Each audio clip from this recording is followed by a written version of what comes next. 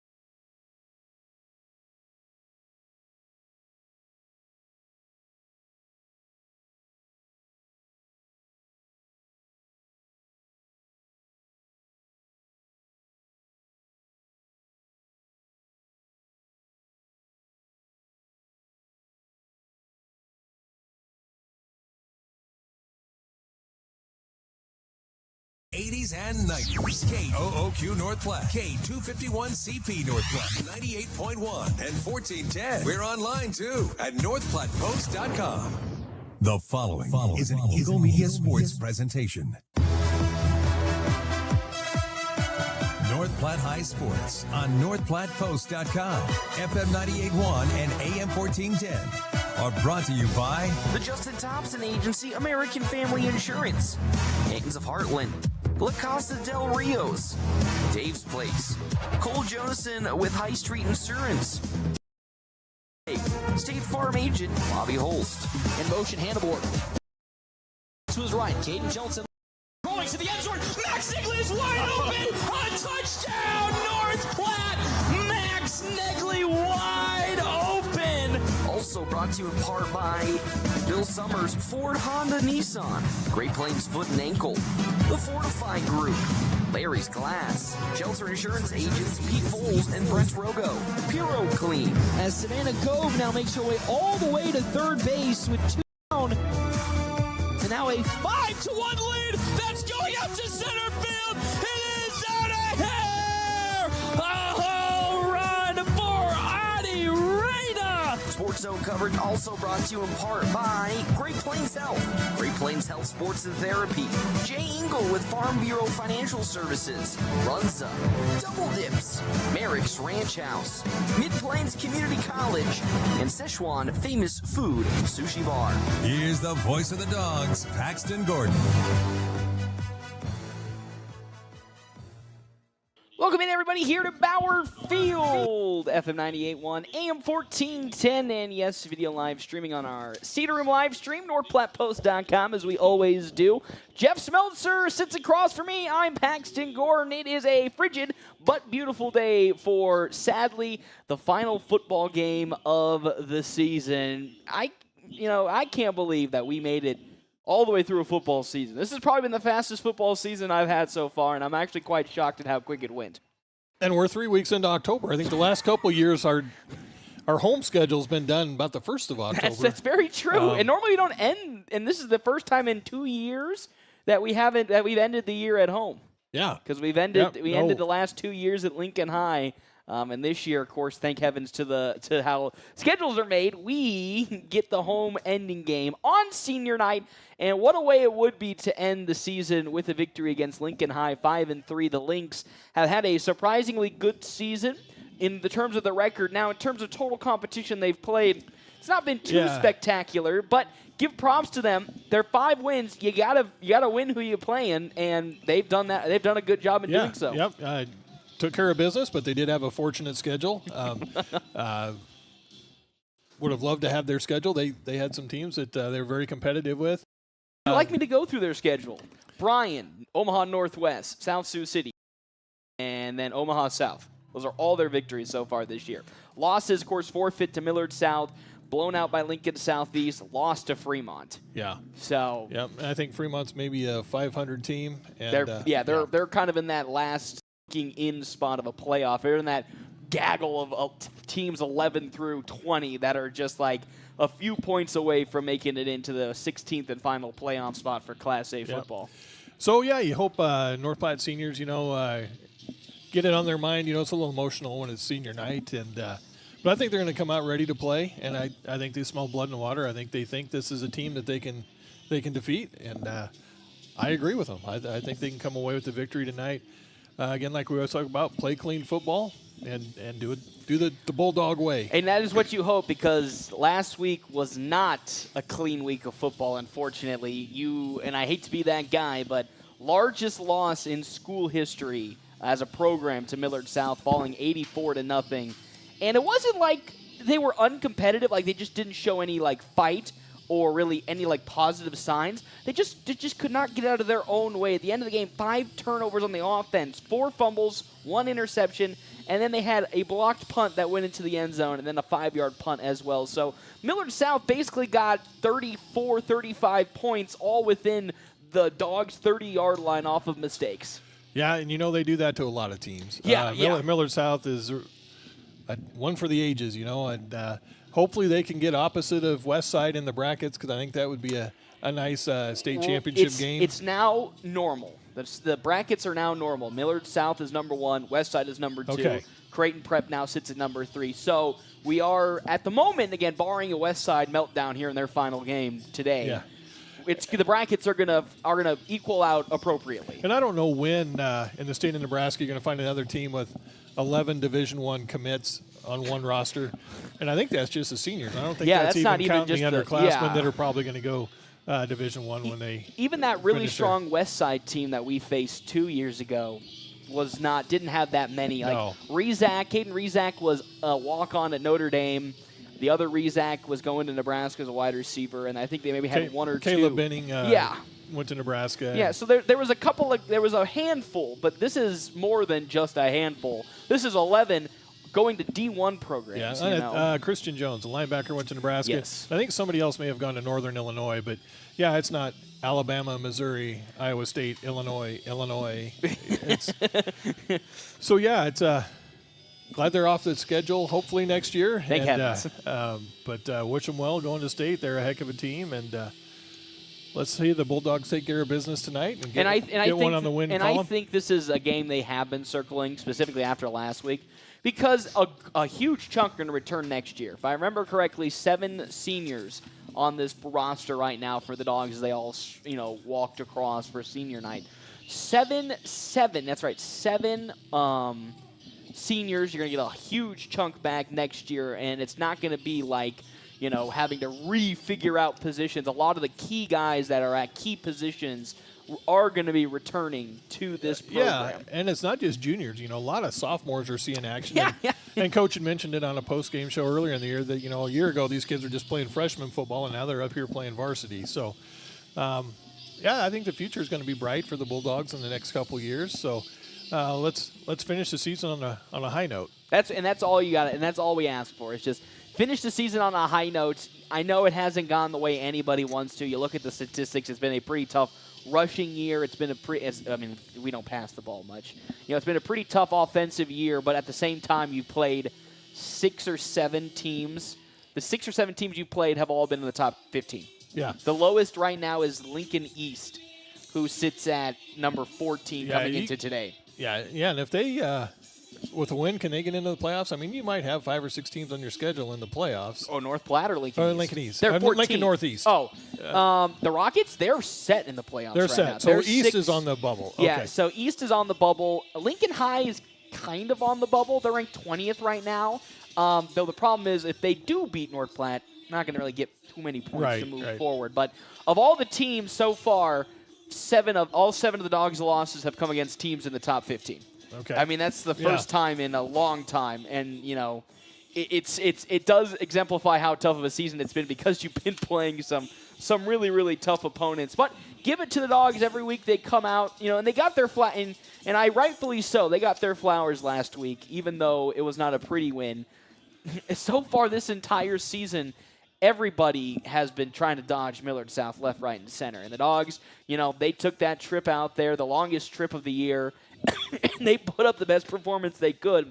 Yeah. And I think just nerves of playing a team of that caliber, I think ultimately is what got to them instead of, any other type of traveling problem. And they took their lumps, but, they got a lot of love from the press throughout the state for making that 4-hour trip. And even showed good. I think suiting up and playing. They had positive yards, which for some teams they can't even say. Yeah. They came away with positive yards and actually almost could have gotten over 100 yards of offense if it wasn't for the one callback on the hold on that was a sweet Tice run. Rathbun. Yeah. Supposedly, according to Coach, he doesn't agree that was a holding call. But every coach would. But, they could have come away with 100 yards, which is much better than what it was 2 years ago when they had negative 13 yards at halftime versus Westside, and I think ended the game with 13 offensive yards. Yeah, even when the starters took their pads off in the second half for Millard South, the second unit that they put out there was wasn't so much of a drop-off. That's not the second unit. That's the third unit. And not much of a drop-off. Yeah, it's that team's going to have talent for days. But we're here to talk about North Platte High because up next they're taking on the Lynx of Lincoln High. We'll step aside and take a break because head coach Kurt Altig and I sat down and talked about today's game and what they're expecting from the Lynx and how this team, the North Platte High School Bulldogs, can come away with their second victory of 2025 when we come back. We're always open right around the corner. Quick Stop. With your 24-hour convenience store. Fast, friendly, no one gives you more. Gas, food, your favorite drink. Get everything you need in a blink. That's why everybody stops at Quick Stop. We're always open right around the corner. Quick Stop. When the leaves start falling and the temps start dropping, do your windows keep the cold out or let it in? From foggy panes and drafts to cracked or outdated glass, Larry's Glass can help you cozy up your home before winter hits. Repairs, replacements, even custom storm windows. Call Larry's Glass in North Platte today and stay warm, safe, and energy smart all season long. Larry's Glass, 211 West 5th, where quality meets clarity. This is the Bulldog Pregame Show from FM 98.1 and 1410 AM. Presented by Quick Stop. Always open right around the corner. Quick Stop. Hey everybody, Paxton Gordon here. It is time to talk Bulldog football because, unfortunately, I can't believe I have to say this. It's the last week of Bulldog football in the regular season. It just felt like yesterday we got started with fall sports, and me and head coach Kurt also were talking about how the offseason camp went and how excited they were for the season. And here we are, almost putting a bow on it. And as I said, here is head coach Kurt Alte. Can you believe that we're actually kind of, we just talked, maybe not totally winding down, but really approaching the conclusion of this fall season? You know, we talk every year to our freshmen, you know, because their season ends a little bit before ours, that, you know, it seems like you're a freshman in the blink of an eye. Next, you know, you're a senior, and, you know, you got only 9 guaranteed games left as a senior. So, you know, it goes really, really quick. You know, unfortunately, we haven't had the successes that we would have liked this season. But at the same time, you know, we've grown as a team, and, you know, we have a lot of young guys that'll be coming back next year, a little bit different from this last year where we started, you know, 20 positions of seniors. And, you know, next year we'll have a whole slew of guys coming back with a lot of time under their belts on Friday nights. I know it's crazy to think that, you know, we were talking this year about how youthful and young this team was in terms of varsity experience. And next year we're not going to have that same conversation. We're going to be talking about how plentiful of experience they have and how they're going to help define that younger class to help them get set for football. Yeah, it'll be all new next year, you know, with the dissolving of districts in Class A. You know, we'll have a completely new schedule, and you know, we'll have to go from there. But, you know, the good thing is we're going to have a whole bunch of guys back with you know, outside of a couple positions here or there. You know, we'll have tons and tons of experience coming back, which is it's always better to have experience coming back than, you know, be green everywhere. That is so true. I don't know how you'd be able to survive every year if it was a whole new year. And that's why high school sports is such a great place, because every year's a new year. There's something different every single year. And you, of course, talked about how maybe this season might not have been the most successful in terms of record-wise, but I think, you know, in terms of overall growth for this team, leaps and bounds, completely different than what they were to start this season. And you can just see in the way not only that they play on the football field, but just in terms of a leadership standpoint, everybody has taken a huge, huge step forward from where they started that first game against Kearney. Oh yeah, we've come a long ways, you know, and we've played a really difficult schedule. You know, outside of a couple teams, every team on our schedule could be, you know, a part of the playoffs. And then, you know, with Millard South, you know, they're the preemptive state champions by, you know, for all the talking heads out there. So we played a difficult schedule. Obviously, you know, if we play a little bit less of a schedule with a bunch of young guys, we think we'd have more wins under our belt. But that is what it is. You know, our job now is to, you know, look forward to Lincoln High and, you know, do our stuff and take care of business there. And you know, in the year with a win, we talk a lot that there's not a lot of teams out there that have the opportunities to win their last game. You know, there's lots of seniors all over the country that their last game, unless they're state champions, they lose. So it's a good opportunity for us to come out, you know, and play a team that's had some success and play good football. You know, last week we went against Millard South and they were decent, but we didn't play very well either. You know, I think 35 of their points came off of of silly turnovers and special teams blunders. And, when you go play good teams, you can't have stuff like that happen, or, you have a bad outcome. So our job this week is to just come out and take care of business. Absolutely. Of course, I did the quick math before I came here. 7 of your now concluded 9 games were against teams in the top 15. I think the lowest at the last that I looked at it was Lincoln East at 14. So you probably had the toughest strength of schedule comparatively throughout the district. And to be honest with you, people, of course, love to pick up wins, but I think this also helps sharpen the tools for next season, which is going to be a whole bunch of unknowns just because I don't think anyone knows what it's going to be like with that new schedule adjustment.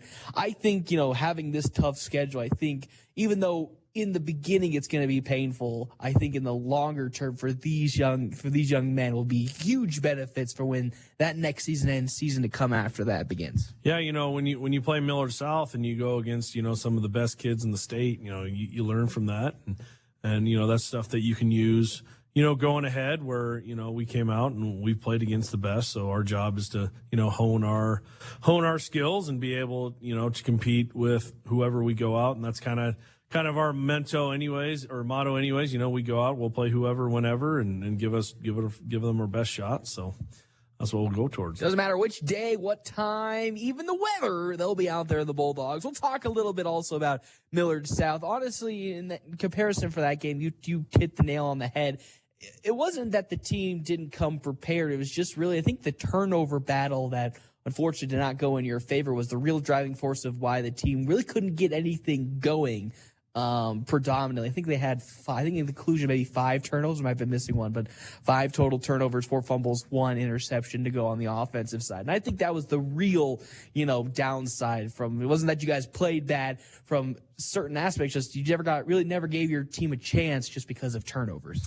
Yeah, and we got behind the 8 ball, and they're too good of a team. We gave them the ball on the 7 and the 24 and the 28-yard line, and they're too good of a team to do that. But we did have positive yardage on the offensive category, which quite a few teams out there, finished the games with negative yards. So, and we had a big long call that was called back on kind of an interesting, what they thought was a holding call, but it is what it is. We went out there and we didn't play like we would have wanted to, but we came out of there healthy, and now we have that experience, and now we're gonna use that and try to get after Lincoln High this week. And again, I love the positive aspects of it, because there were some bright spots. As you said, so many teams have faced off against Millard South and have just been absolutely demolished by a once in a generation team. So the fact that you were able to execute in some aspect and even come away with some big yardage, again, just goes to show, even with all the troubles that was going on that night, your team never gave up no matter what the score was, and still put their best foot forward to at least have some momentum going into this final game of the season against a Lincoln High team, which is still looking to battle for that last playoff push. Yeah, it's just what we do. We come out and we're going to fight you till the end. Lincoln High, we're going to play this week. They got some players. Now it's not going to be near the onslaught of guys that are going to go to college and play football like last week. But, we still got to be ready to play.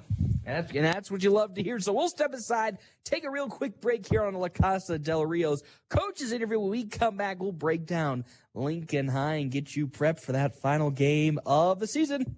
Hey, high school students, why wait to start college when you can begin transforming your future for free? Mid-Plains Community College is now offering free tuition for dual credit and early entry classes beginning this fall. Get ahead, save money, and transform your future while in high school. Talk to your high school guidance counselor or visit our website at mpcc.edu. That's mpcc.edu. Students are responsible for all course-related fees and must attend a Nebraska high school or Nebraska homeschool to qualify. Ben is in a sticky situation. I got so excited for my fresh-baked Runza cinnamon rolls that I forgot to grab a napkin. Now you got cinnamon roll fingers, and they're so ooey. And gooey. I can't grab a spoon to dig into my delicious homemade chili. Maybe you should call for help? Oh, I'll call my mom. Oh, I've ruined my phone. Worth it, though. Come get Runza's homemade chili, fresh-baked cinnamon rolls, and a napkin today. Because from the way we make it to the way it makes you feel, Runza makes it all better. This is the Bulldog pregame show from FM 98.1 and 1410 AM. Presented by Quick Stop. Always open right around the corner. Quick Stop. Hey everybody, Paxton Gordon here. Once again, our Quick Stop pregame show and our La Casa del Rio's coaches interview. Lincoln High, the team this week, a team that is still in contention for a playoff spot, that 16th and final playoff spot, which is so coveted by a whole gaggle of teams right now. Lincoln High, just like a lot of really teams that you've played this year and even in your own district, have taken a nice substantial step forward in the right direction as a program, and a team that you are going to have to face, and not really as previously throughout the years been an easy win to end the season. This is a team that's fighting for a playoff spot. Really take me through not only Lincoln High, what they've done so well this year, but the expectation that you got for your team coming into this final game. Well, the good thing about it is that they haven't played anybody like the Bulldogs. Their wins, they've done really well. They come out and they run the ball. So, it's going to be one of those games where possessions are going to be precious. They're a Lincoln school, so they're going to have a big offensive line. But they haven't seen anything like us. And, they have to travel clear out here to central Nebraska. I can't call it western Nebraska because one of my assistants is from Gering, and he says that's western Nebraska. But they have to travel out here, and they got to, play us here in the dog pound. And we're going to come out and do our thing. We're going to take it to them, and we're going to play tough defense. We're going to stop their run and make them have to throw the ball over the top to beat us. And that's how really it's been successful for you over the past against this Lincoln High team. In the past 4 years that I've been here, it's been a pretty healthy dose of you just commanding the line of scrimmage from the get-go on the offensive side and on the defensive side. And when you guys have played well, you guys have really asserted that dominance up front. What are some of the things that maybe outside of that front 5 to 7 when it comes to offense and defense you're kind of looking at to make sure that you get off to the best start possible and not let maybe some second half blunders that we've seen kind of get in your way? It's just about taking care of business, we played really well in the first half against Lincoln Southeast, and had the lead going into halftime, and just didn't show up after the second half. And it was a learning experience for all of our young guys that you got to come out and you got to finish the 4 quarters. And that's been a focus on quite a bit this year. But this is the last game of the season, so we got to be ready to go. They're going to come in. They're 5-3. They're going to be confident. And we just got to take that confidence and shrink it for them, as soon as they see us come out and, we start pounding the ball at them. That's what you love to hear. And I think really this is the first time in 2 years that you've finished the season at home. How important is it, to end the year off, not only on a home game, whether it be for momentum, but also for confidence to end that season with the W? It'll be nice to get a win in front of our home fans this year. We've kind of had a gauntlet at home, and so, coming out, taking care of business against Lincoln High, not only be good for our team, but for our community and our fans and our staff and everybody for the whole school to show, hey, the Bulldogs aren't going to quit, and we're going to come out and we're going to do our thing to the very end. That's what we'd love to see, and can't wait to see all the fans who have been in force here this season supporting the Bulldogs and hopefully ending their year off with a victory. Before I let you go, let's jump into our Al's Lock and Safe keys to the game, securing North Platte surrounding areas for over 50 years, a very run and power focused Lincoln High offense. Take me through defensively what you got schemed up, and then as always what you got offensively to come out with the final win of the season for your team. We just got to be physical on the offensive line on defense. They're going to come out, they want to run the ball kind of old school smash mouth, ISO power, sweeps, and we just got to be physical, take them out of that game and put it in the hands of their quarterback to make him try to throw it over the top.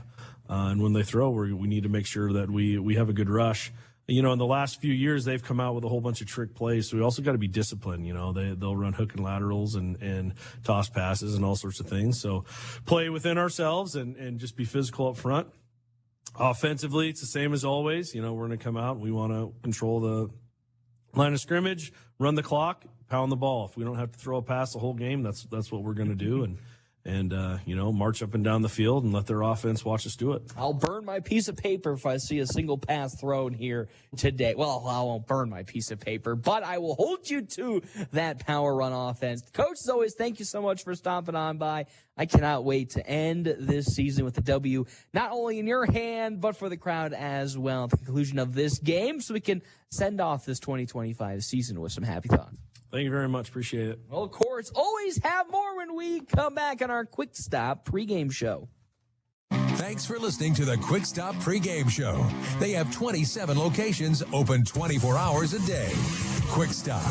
Game time is just moments away on FM 98.1. As the crisp fall air rolls in, it's the perfect time to secure the insurance protection you need. Fortify Group has over 50 years of trusted experience serving customers in North Platte and beyond. We're here to cover all your needs: farm, crop, auto, home, and commercial insurance. Whether it's harvest season or time to winterize your home, we work with multiple carriers to find the best coverage for you. Visit fortifygroup.net to learn more, or stop by our office at 621 South Dewey and chat with me, Kevin McGann. No matter the season, you can rely on Fortify.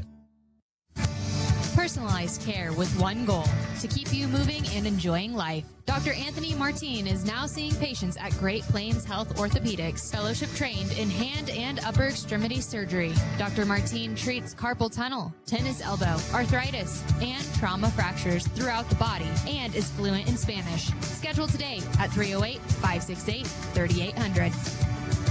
Your health is our mission. Great Plains Health. Experience the beauty of downtown North Platte and enjoy lunch or dinner at the Cedar Room. The Cedar Room is an unparalleled restaurant experience with this unique atmosphere where modern meets rustic. Enjoy a handcrafted cocktail made with the freshest ingredients by a master mixologist while dining from their delicious American fusion cuisine menu. Make a reservation by calling 308-532-4825 or reserve online at thecedarroomne.com. The Cedar Room, 505 North Dewey in beautiful downtown North Platte. Growing up, my parents always encouraged me to do what's right, even if it wasn't easy. North Platte Post Sports.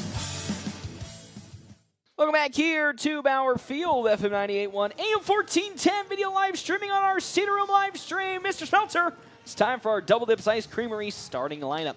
Double Dips Ice Creamery in the historic Canteen District in North Platte offers 24 plus different flavors, hand-dipped ice cream served in a variety of ways. Do you want to start with Lincoln High first, Mr. Smeltzer, since you have it there in front of you? Yes, sir. All right, hit me with it. All right, big boys cross front line at left tackle, Ty Ballou. Next to him at left guard, A. Wah. At center, Alan Reyes. Right guard is Do, and Ma Schur is the right tackle. Receivers are Logan Childs, Zeke Herrera, and Sean Butler. Behind center, the quarterback will be Ben Lanham, and in the backfield will be Bodie Workman and Boston Dangerfield. Yep, that's right. Now it's time for North Platte's starting lineup here today for the Dogs. On the offensive side, at quarterback, Carter, still the sophomore. Right behind him at the power back position will be Mr. Owen Shea. That's right, Owen Shea, as always, gets the starting nod at running back. To the left, Ty Handelborg, the senior. To the right, Connor Stifler on the line offensively for North Platte. Blake Tonkinson, Jake Kincaid, Caden Breaks at center, Jacob Martinez at right guard, Alex Jackson at right tackle. Then Colton Altig and Sam Euling, the two senior wide receivers, are the two nods here today for North Platte on the offensive side. Joe Smeltzer's going to be a fun day today as we get a fancy, man, you know what, ever since there's so many production changes coming to North Platte High School. It's so fun to see as have a starting video being played here. And then, of course, we have the new projector screens in the basketball court, which will be fully displayed when basketball season starts next month. Oh, can you imagine that for wrestling, too? Oh, that is awesome. Yeah, they got a new toy there in the gym. I think every school has gotten that new toy, which is kind of crazy. I've gone to a couple places now, and everybody has those. And I'm like, is everybody just getting them under a scholarship? Well, we know at least the two Kearney schools have it, and we have it. So, but it's time for some football, Jeff Smeltzer. What are you looking for today? Because it's now time to jump into our Owls Lock and Safe keys to the game. Securing, of course, North Platte and the surrounding areas for over 50 years. Yeah, how bad do the Dogs want it? Your seniors want to go out on a good note, and it'd be nice to be to finish on a win for those coming back next year, the underclassmen. So I think the Bulldogs are going to be ready to go. They got that game last week out of the way, the game that they'd been dreading for the whole season. Everybody's dreaded. That's out of the way. You're playing a team that you match up much better with, a team that you play well, should be able to defeat. That's what you love to hear. Of course, our time and temperature provided by Cole Johnson with High Street Insurance. That is Coach Cole Johnson out there on the field. It is currently 7 o'clock, almost on the dot here for today, and it is a nice and cold 56 degrees. Smelter, we've been blessed this year to have the final game be the only cold game. Yeah, we weathered the lightning storm. That's true. We've gone through it all. 90-minute delay lightning storm or whatever that was, and yeah, now we're kind of perfect weather. Looks like no wind. Barely any wind. Barely any wind. Barely any wind. Nice and brisk is the word I would use in terms of the temperature. Feels like football. It's football weather. That's right. I love myself some football weather. It's time to rock and roll. North Platte High School taking on Lincoln High and the Lynx. The Dogs will receive, as they pretty much have had they've done all season here, I'm not going to lie. Every single kickoff to start the game, the Dogs have been the team receiving. And we will get things started. Liam Bargell as well as Ty Hanneborg back deep to return for North Platte High on the kick return side. Kicking for the Lynx of Lincoln High. They've been flipping through some people. It's going to be Brecken Ondrak. No, correction, it is going to be Eddie Hatu who'll be kicking, the freshman kicker. All right. Lincoln High, the 5-win Lynx team taking on the 1-win Bulldogs. Can North Platte pick up its second victory of the season? High short kick, and it's going to be fielded by Liam Bargell at around the 20-yard line. Bargell breaks through a tackle. Bargell at the 35, 40, 45-yard line is where Liam Bargell is going to fall. And Liam Bargell for North Platte get things started. The sophomore wide receiver. His first real big kick return this season, and it's a beaut. It was, yeah. Nice blocking on the right side. He had a nice hole there. Good starting field position. Gotta love it. Probably the best starting field position the Dogs have had this season, honestly, because a lot of the teams in Class A just kick it right out the back. Of course, under center, Carter still in motion now with Ty Hanneborg. The pitch out to Hanneborg. One-handed grab now at the 45. He cuts up field and is swung down at the 49, 48-yard line of Lincoln High to start things off for North Platte. As the first person there on the tackle, Boston Dangerfield. And the Dogs kind of running a hurry up here. 2nd down and 3 for North Platte.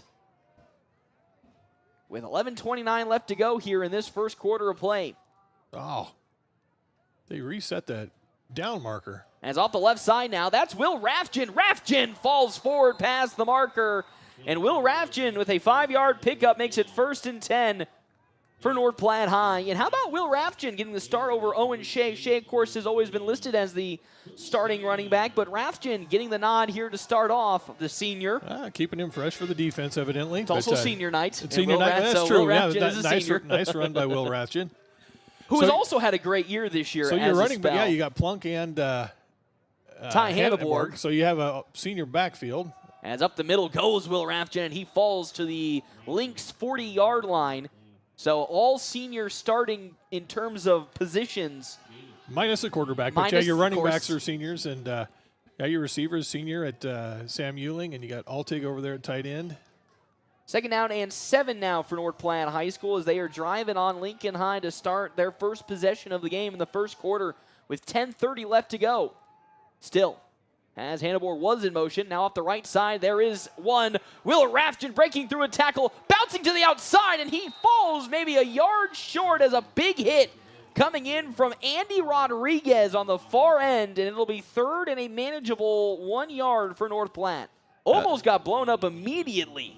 Yeah, nice job breaking a tackle and a big hit over there. Was that That was Rodriguez. Rodriguez. Boston Dangerfield was the guy that bursted up the middle, almost getting to Rathjen and Carter Still.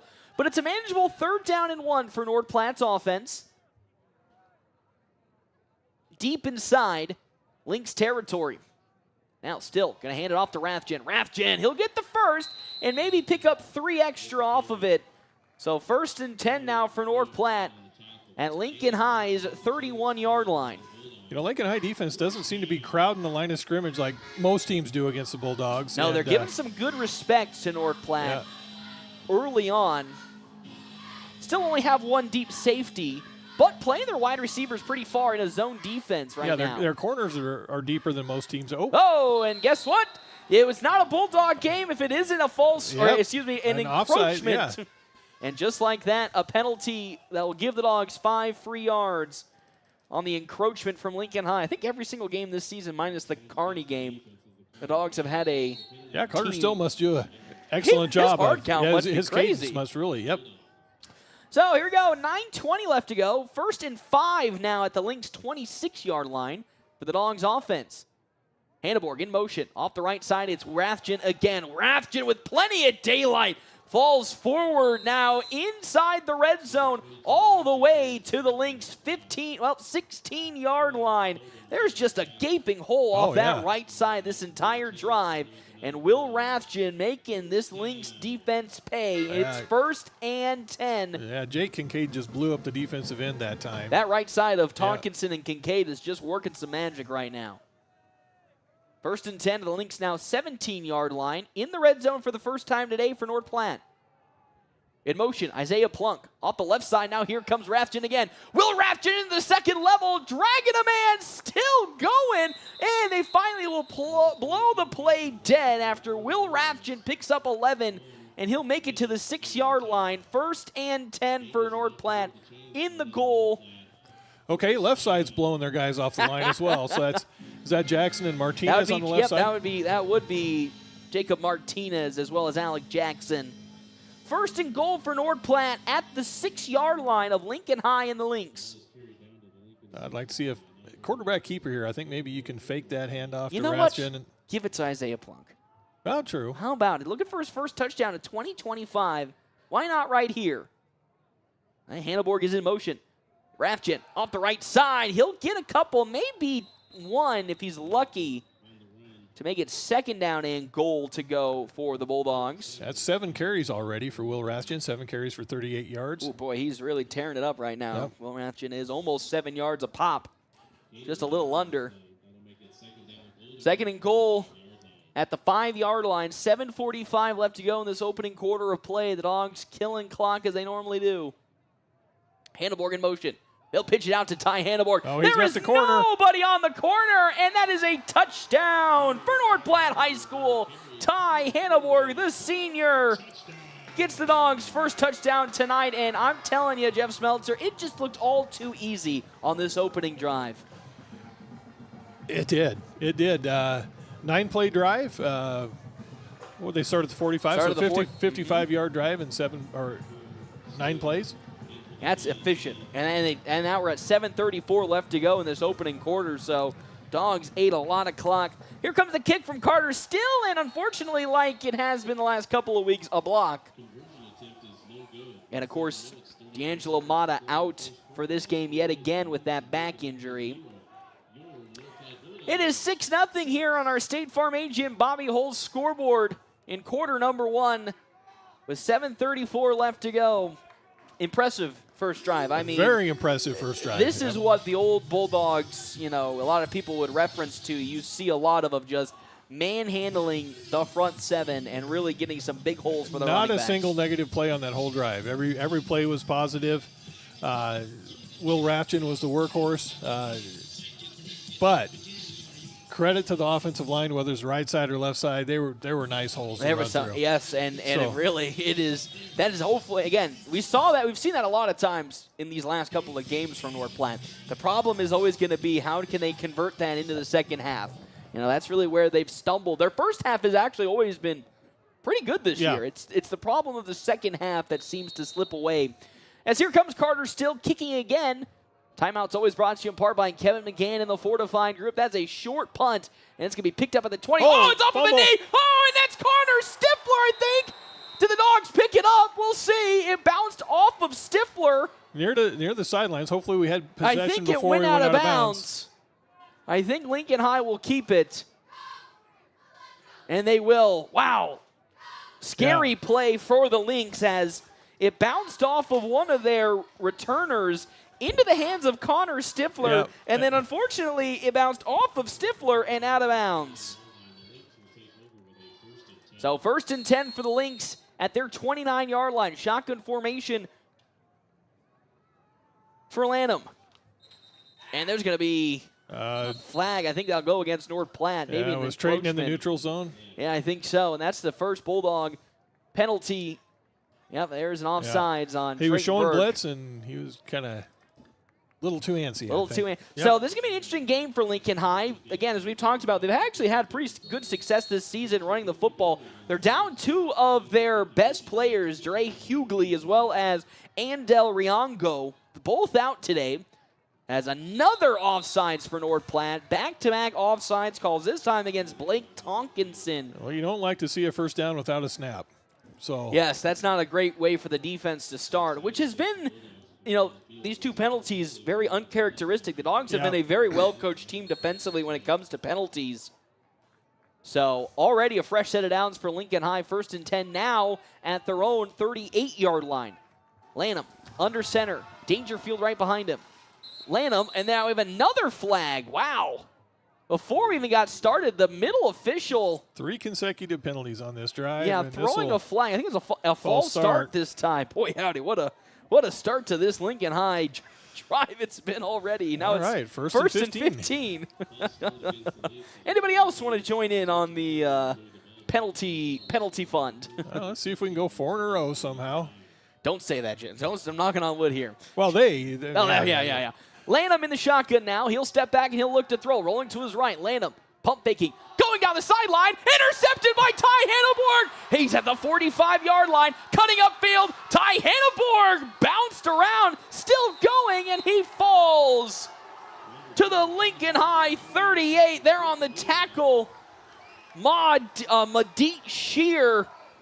But a bad throw from Ben Lanham, and that is an interception. That's his 3rd of the year, isn't it? Yes, it is. Ty Hanneborg's, yep. Nice play. Bad throw from Lanham. He did have an open man in Sean Butler, but that ball was thrown so far underneath the route. Hanneborg just easily picked it up. And now it's 1st and 10 with 7:14 left to go, and it looks like here comes the natural starters for today as, Will Rathjen is still out there. Yeah, they're going with the senior backfield again. Plunk in motion. Still going to pitch it out to Isaiah Plunk. Here's some daylight for Isaiah Plunk, but he is gobbled up and brought down by Ben Lanham. But a good, maybe 4-yard pickup for Isaiah Plunk to make it 2nd down and 6 yards for North Platte. 6:55 left to go here in this opening quarter of play. The Dogs lead 6-0 after a 5-yard touchdown run from Ty Hanneborg in the last possession. And once again, looking to drive on Lincoln High. It's Hanneborg in motion. Off the right side, Will Rathjen. Oh, Rathjen a big hole. into the open field. He's at the 15, 10, 5. Will Rathjen. Touchdown, North Platte High School. The Dogs are going to go for 2. Man, he burst it into the second level. Jacob Martinez, now it's Blake the Tonkinson. The interior, that hole was huge. Will Rathjen almost went untouched into the end zone. And now it's 12-0 as North Platte will go for 2 to at least go up 2 scores as Sam Euling will check in. Well, was going to check in, but checks Impressed back out. with the speed of, Vaughn Tobin. He tracked him down and nearly tackled him before. Again, this Lincoln High team, they're not the Lincoln High of last year. They've got some real talent on their squad. Oh, and this time they're going to call a false. Here comes the illegal motion is a live play. The illegal shift. So 2-man go in motion, Ty Hanneborg and Isaiah Plunk. So that's going to probably bring out the kicking unit. They were playing with Canadian football rules on that one. Of course, if you remember last week, had that same issue. And if you wondered, well, that should be a false start. Nope, not in. Illegal shift is, because both of our guys that were in motion stopped, and then a pitch just went to nowhere. nobody. And so that is a live play, yeah. and so that kick is that 2-point conversion is nullified. So it's 12-0 here with 6:34 left to go in this first quarter. It's been all North Platte from the get-go, Jeff Smeltzer, and it really has been the offensive line's day to shine. From the outside to the guards, up through the center, they have just been manhandling this Lincoln Lynx defense from start and hopefully to finish. Yeah, they're just playing with bad intentions. They're just creating huge holes. And this is, again, we really were looking for this game to be the positive set for next year, as their playoff hopes are pretty much dead. Another short kick. This time it would be better received at the 20. He drops it again. And here comes with it on the far side. I believe that's Dangerfield. Dangerfield going to go nowhere and get to the 26-yard line. Boston Dangerfield, for the second straight time, bobbles the kick, but this time was able to pick it up without any real kerfluffles going about. And now North Platte's defense goes to the second time here tonight. And they'll be defending at the Lynx 26-yard line. And just like I'm not shocked, we'll go right to that power running style. Lanham under center. Dangerfield, the far tailback. They'll hand it off to Boston Dangerfield up Altig the middle. right there, right? And how about Colton Altig first on the scene for the Dogs, and it's not a real big gain for... Well, I see we got two guys out there with clubs on their hands. Altig has one, and Ian Haremza. Haremza's is bigger. Yeah. He got the deluxe model. So, are you sure that's a club or that's just a glove? I think that's a glove, Smelter. I think that's no, a white I glove. saw when they were lined up for senior. I don't know. Looks like a white glove. We won't get to that in a couple minutes, but in motion now with it comes Butler.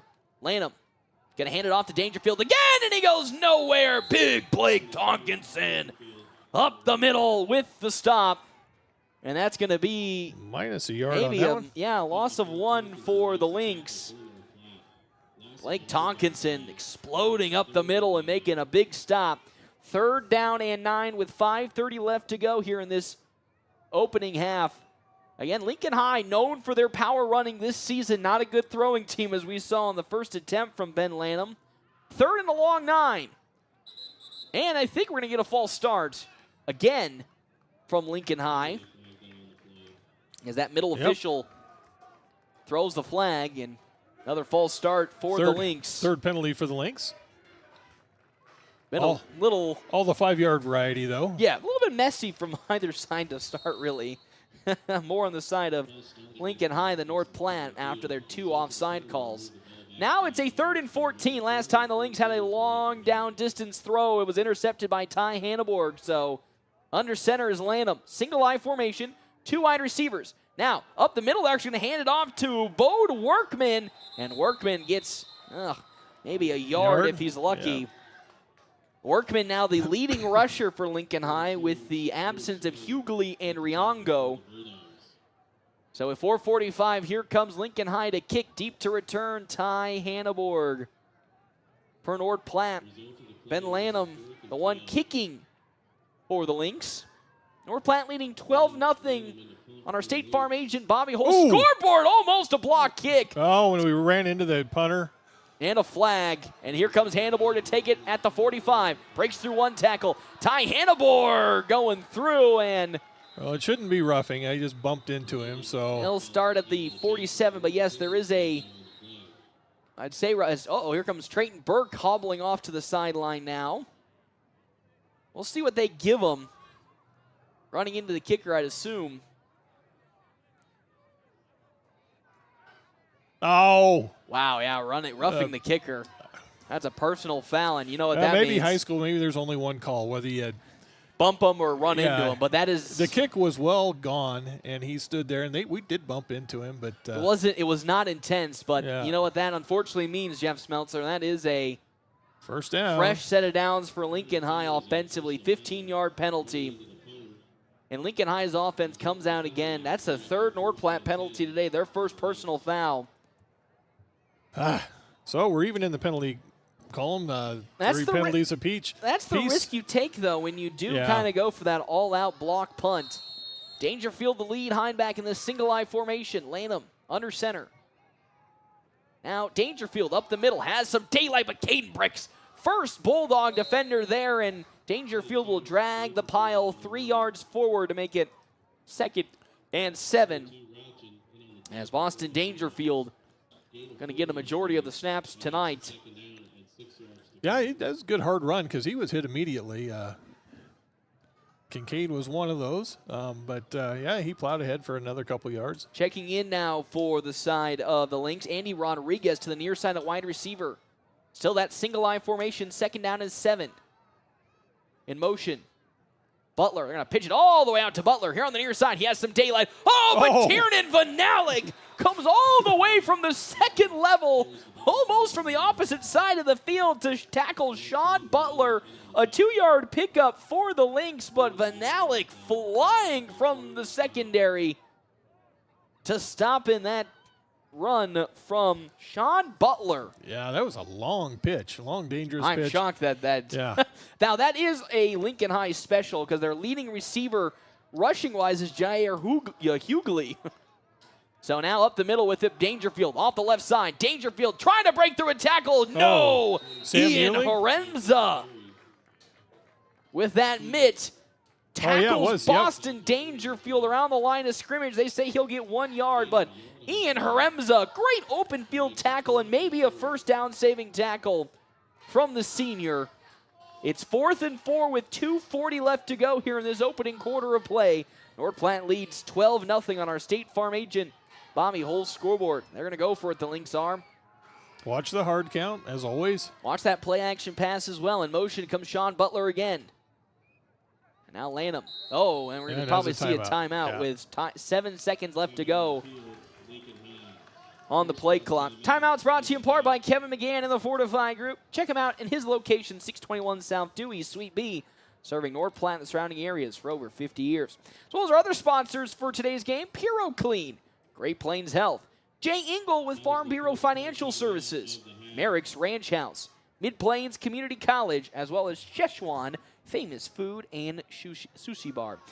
Well, Smeltzer, let's hope this game continues up because me and you need to go to La Casa del Rios. We've promised each other all year that we were going to go there. We couldn't convince them to have a 3 o'clock kickoff, so we'd have enough time to get there. But, those darn Lincoln schools, I'm telling you. But it's 4th down and a manageable 4-yard for the Lynx. And now they're bringing the punt unit out, so Ty Handelborg's deep to return and avoid running into the kicker this time. I would assume they wouldn't go all-out blitz to block the kick. Maybe a fake, I don't. That's true. Lanham is their punter. Nope, but now the Dogs will do max protect. Very, very short kick. Bounces at the 30, and now here comes Ty Handelborg. He'll pick it up at the 25. Stutter move, keeping his legs turning, breaking through a tackle, and falling to the 35-yard line. Nice 10-yard punt return.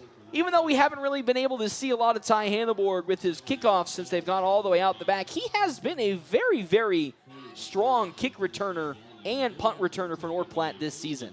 Yeah, very shifty, and he's a strong kid, too, so he's really tough to bring down. So checking in now, Reese Perry for North Platte. Connor Stifler is in on the far side, as well as I think still Will Rathjen at power back for North Platte High School. Under center, Carter Still, 1st and 10 for North Platte at their own 35-yard line. Stifler was in motion. Rath actually started. Carter Still going to give it himself. He's into the 2nd level at the 40, 30. Carter Still's going to take it all the way.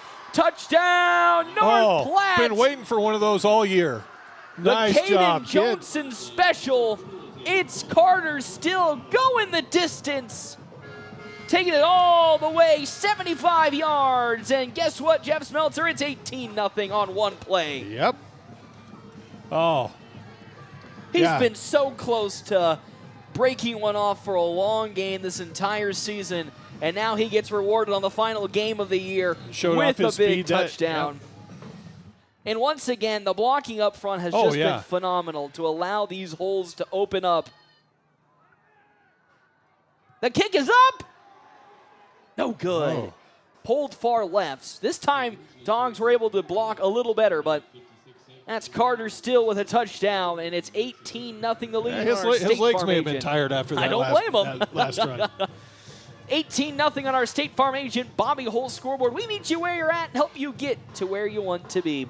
I know we came into this game talking about, Lincoln High 5-3 on the year. It's a different Lincoln High team than it's been the last previous years. But still, North Platte has treated this game like it's, the all-or-nothing game. They are putting everything out there, and I think that is really encouraging to see. After what we can all say has been a tough year record-wise, to see them, even in this moment where, they're pretty much out of the playoffs, to come out here with this gusto and this aggression shows, the culture that this team has together. They got something to prove. They just want to prove they're not that 84-0 team that which I think played is last week. Way overblown in terms of the severity of that game. A lot of it was just turnovers leading into touchdowns, and it's Millard South. Oh, yeah. As here comes the kick from Carter, still another short one, and there's going to be a flag thrown. We might see a rare offsides on North Platte on the kicking unit. Maybe running a little bit before the kicker. I was just impressed with DJ Jimmy Pack that time playing Thriller here, getting into Halloween week. Jimmy's been in good touch with the radio this year, and there is, I believe, an offsides on North Platte on the kicking. We don't see this often, but I think somebody left a little early on the far side and crossed the plane before Carter still kicked the ball. So now the Lynx will have really good field position as North Platte is kicking at their own 35-yard line. They've been short kicking all day today. And when I say all day, in this first quarter with 1:56 left to go, still going to go again with that short kick. And it's going to be better received this time at around the 30-yard line. Up the field with it now goes Logan Childs. And Childs gets to about the 40-yard line for the Lynx. The start there now. Third offensive possession today. They really haven't gotten much offensively, Jeff Smeltzer, haven't they? Oh, let's see. Total yards, we've got 7. 7 total yards on this is their fourth possession. Yep, couple coming off of Dangerfield, one off of Workman, and that's not even counting, again, their interception they threw early in their first drive. Shotgun formation for Lanham. Lanham going to team it himself to the far side, and there's nowhere to go as Will Raftgen, the senior, the first dog defender to get there. And Lanham might have gotten 1 yard for Ben Lanham. Actually, they'll say no. He's got at least back to the line of scrimmage. 2nd and 10 for Ben Lanham. Of course, Cancer Awareness Night tonight. Everyone's wearing their purple, so if you are still planning to come out, wear your purple, and this was the perfect time to wear my K-State purple. I know, and you didn't do it. I know. There's a handful of knuckleheads that are out there with painted bodies that One are of purple. your son is Lanham into the second unit, and he goes down to around the 45-yard line. Ben Lanham, 15-yard pickup as he hits the second level, and that's the first real big run today for Lincoln High. And now for the first time, they're in North Platte territory at the Dogs' 44-yard line as Owen Shea checks out. As Lanham will see some substitutions, Logan Childs checks in to give the play to Ben Lanham. Yeah, maybe they found something with Lanham. They might go with a few more quarterback runs. 56 seconds left to go in this first quarter, an 18-0 lead for the Bulldogs. As here comes that shotgun formation. Sean Butler in motion to the far side. Lanham now going to keep it himself yet again. Lanham going to go really nowhere, maybe a yard, as they are first on the scene for North Platte. I believe that's Jake Kincaid as well as Blake Tonkinson, not really being fooled second time around. No.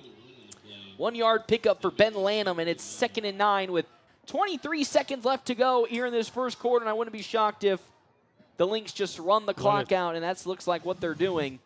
And because of that, we'll now go into, well, I'd say that. I'm getting a little ahead of myself just a smidge, but with 7 seconds, they're going to go into the second quarter, trailing North Platte 18-0 on our State Farm agent Bobby Hull scoreboard when we come back to Mauer Field on FM 98.1, AM 1410, and video live streaming on our Cedar Room live stream at NorthPlattePost.com.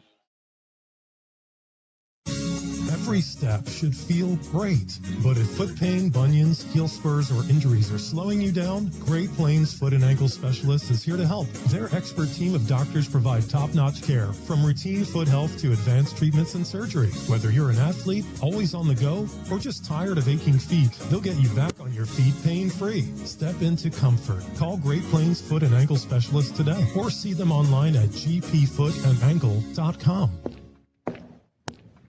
When the leaves start falling and the temps start dropping, do your windows keep the cold out or let it in? From foggy panes and drafts to cracked or outdated glass, Larry's Glass can help you cozy up your home before winter hits. Repairs, replacements, even custom storm windows. Call Larry's Glass in North Platte today and stay warm, safe, and energy smart all season long. Larry's Glass, 211 West 5th, where quality meets clarity. North Platte Post Sports. Welcome back to Bauer Field, FM 98.1, AM 1410. Ben Lanham in the shotgun formation. Quick throw to the far side. That's going to be Deshaun Butler. Almost tackled by Ty Hannibor, but to finish it off, Trey Burke. That's going to be a loss of maybe 5 yards for Lincoln High on their first pass that was completed today to wide receiver Sean Butler on the far side. And their man was the senior Ty Hannibor, 3rd and 13. Timeouts brought to you in part by Kevin McGann and the Fortified Group. Check out Kevin McGann and the Fortified Group at his location, 621 South Dewey, Suite B. As well as Hands of Heartland. Hands of Heartland has offered support and services for those with developmental disabilities in Nebraska since 1998, bringing those services to the North Platte area. A long 3rd and 13 single live formation. 2 wide receivers to the near side, Logan Childs as well as Butler. As now, Ben Lanham up the middle, has a lot of daylight, but it's really going to go nowhere after the initial burst.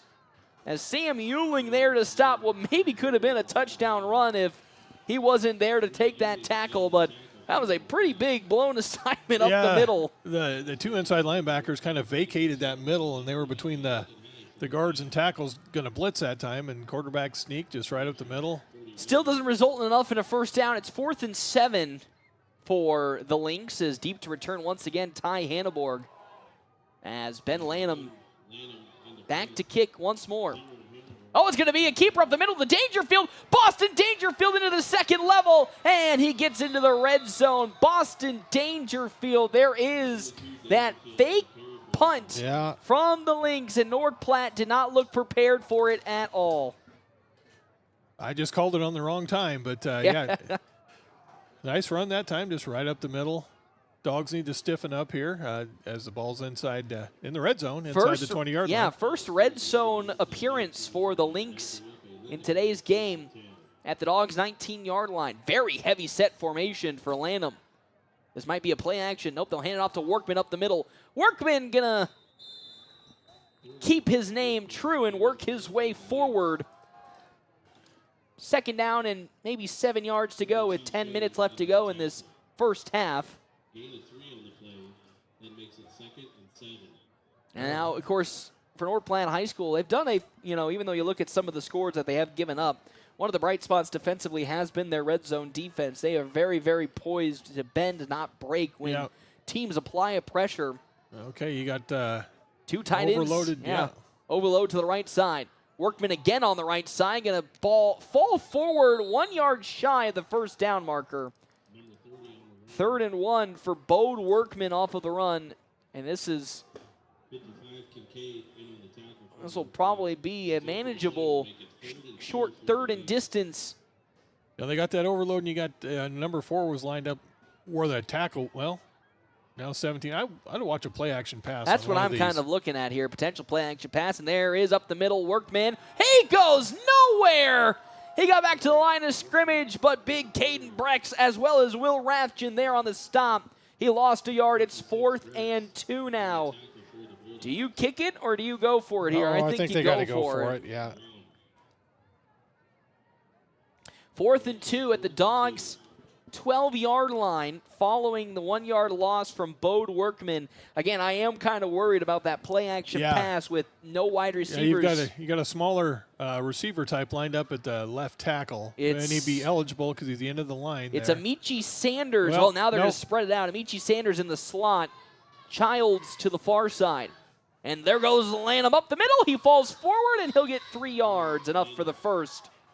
And now it's 1st and goal for Lincoln High today. Their first time reaching goal yardage to go. As checking in for North Platte High School, Jacob Martinez, and checking out for the Dogs comes Caden Brex. 1st and goal, back to that single I formation with 2 tight ends, one of them being Amici Sanders to the right side. Watch 3 coming. No. Now they're going to have Amici Sanders coming in motion. He stumbles and falls at the 10-yard line. Good play from Ian Haremza to stay home, because Amici Sanders, if Haremza did not notice that reversal, was going to waltz into an easy touchdown. 2nd and goal now at the 10. Lincoln High, this team does have some tricks up its sleeves. And North Platte, and specifically head coach Kurt Altig, made that, awareness, and made that aware during our La Casa del Rio's pregame show that, yes, they are a power run team, but they do have some of these trick plays up their sleeve that have costed some teams. So good to see North Platte did not get spooked. And I think they have some good team speed. I think they had a good 4x100 team last. As now a play action pass to Ben Lanham. Jake Kincaid in motion, throw it to the end zone. Almost intercepted. I believe that is Ty Hanneborg once again, the man that was defending. There was an open receiver in the back of the end zone. It was Vaughn Tobin running along that back line. He was open, but Lanham throwing to the corner, incomplete. It's 3rd and goal for Lincoln High and the Lynx. Yeah, good coverage that time. Almost Ty intercepted gets a again. hand out there. Almost intercepted once again. It would have been his 2nd today. Oh, did they break the huddle with 12? Oh, here we go. We're going to find out. Guess. Single I formation once again. In motion comes Sean Butler. Lanham now going to fake the pitch. Play action pass. Come the other way. Oh, and it's in and out of the hands of Boston Dangerfield. 4th and goal. Now that would have been a touchdown if Dangerfield held on. He was open. That was a nice play. There was some nice dogs design in the vicinity, but not really covering Dangerfield well. And here, I believe, comes the field goal unit for Lincoln High, as out to kick Eddie Hatu, the freshman. I'd watch a fake on this as well. I don't know. I don't know about this one, to be honest. I think you just take the 3 points. North Platte probably more in tune with the fake after the punt, or the fake punt, as here comes the kick from Hatu. 27-yard field goal is short. It's going to fall short. Ooh, landed on the H. That was well short. And unfortunately for Lincoln High, they'll come away with their impressive drive with no points. And North Platte on the turnover on downs will now take over. Let's see where they are going to put the Dogs. They'll put them at the 20-yard, the 20-yard line. So where the initial lineup, that's quite an. So Dogs will start at the 20, following the missed field goal because it went out the back of the end zone. So essentially, it's a touchback. Leading 18-0 with 7:07 left to go in this first half on our State Farm agent Bobby Hull scoreboard. Harper Whitney in at wide receiver, and we're going to have, I believe, a false start against North Platte. Wait for the call from the main official. Yep, false start. But want to give a big shout out, Harper Whitney on the field here today. Of course, we've seen him a couple of times. Kind of easing his way back in. Of course, tore his ACL, against Omaha Benson last season, almost in this exact same time period. So good to see Harper Whitney out there once again for his senior season. Don't know if we'll see him for basketball, but most certainly we'll see him for soccer. Yeah, and he was having such a great season last year in such football. A shutdown corner. Yeah. That corner of him, I believe, is also Brady Hanneborg, were just killer on the outside. And he was a punt returner, kick returner, too, wasn't he? Yes, he was, and a running back. And the Stifler. pitch now out to Connor Stifler, his first run today. Bowling through a man. He plows through Sean Butler, and Connor Stifler will be marked maybe a yard short, but there's Connor Stifler today with his first carry. 2nd and 1 for the Dogs offense. 14-yard carry for Stifler. At their own 29-yard line. First we're seeing of Connor Stifler today, and shout out to keep talking Harper Whitney with a key block on the perimeter. As Carter still under center, Will Rathjen right behind him. In motion, Stifler once again. Oh, it's going to be an end around to Ty Hanneborg. Hanneborg into the open field. He's at the 50. Watch him fly at the 30. It's going to be a touchdown for North Platte. They have their own trick plays, and it's Ty Hanneborg for the second time tonight. 71 yards. 24-0, and North Platte's going to go for 2. A play we rarely see run successfully this season, the end around, and it caught Lincoln High sleeping. And Ty Hanneborg takes it to the house. 81-yard touchdown run. Well, my math probably is off on that one, honestly. Yeah, it was from the 29. Yeah, so from the 30, it would have been 70 yards plus 1. So 71 yards. It's off by 10, but how about Ty Hanneborg? And here comes a 2-point conversion. Can they convert this time? Carter still going to try that misdirection with some good patience, and he goes nowhere. Oh, he dives. Oh, he's in. Yeah. I thought he did not. I got tackled there. Yeah, it was Jake Kincaid is who I thought, yeah. But the little Carter still, the little man, squeaking his way through the defensive line on a last effort. He gets in to complete the 2-point conversion. 26-0. Man, we're just pulling out all the bag of tricks here tonight, aren't we? Well executed, and that's a second long run where I don't know if they've been touched. I think they have not. Yeah. The Will Raption run. Oh, that's the third. Till the very end. Yeah. And then Carter Still, I don't think got touched. That's great. What a great night. Of course, week before Halloween, last home game of the season.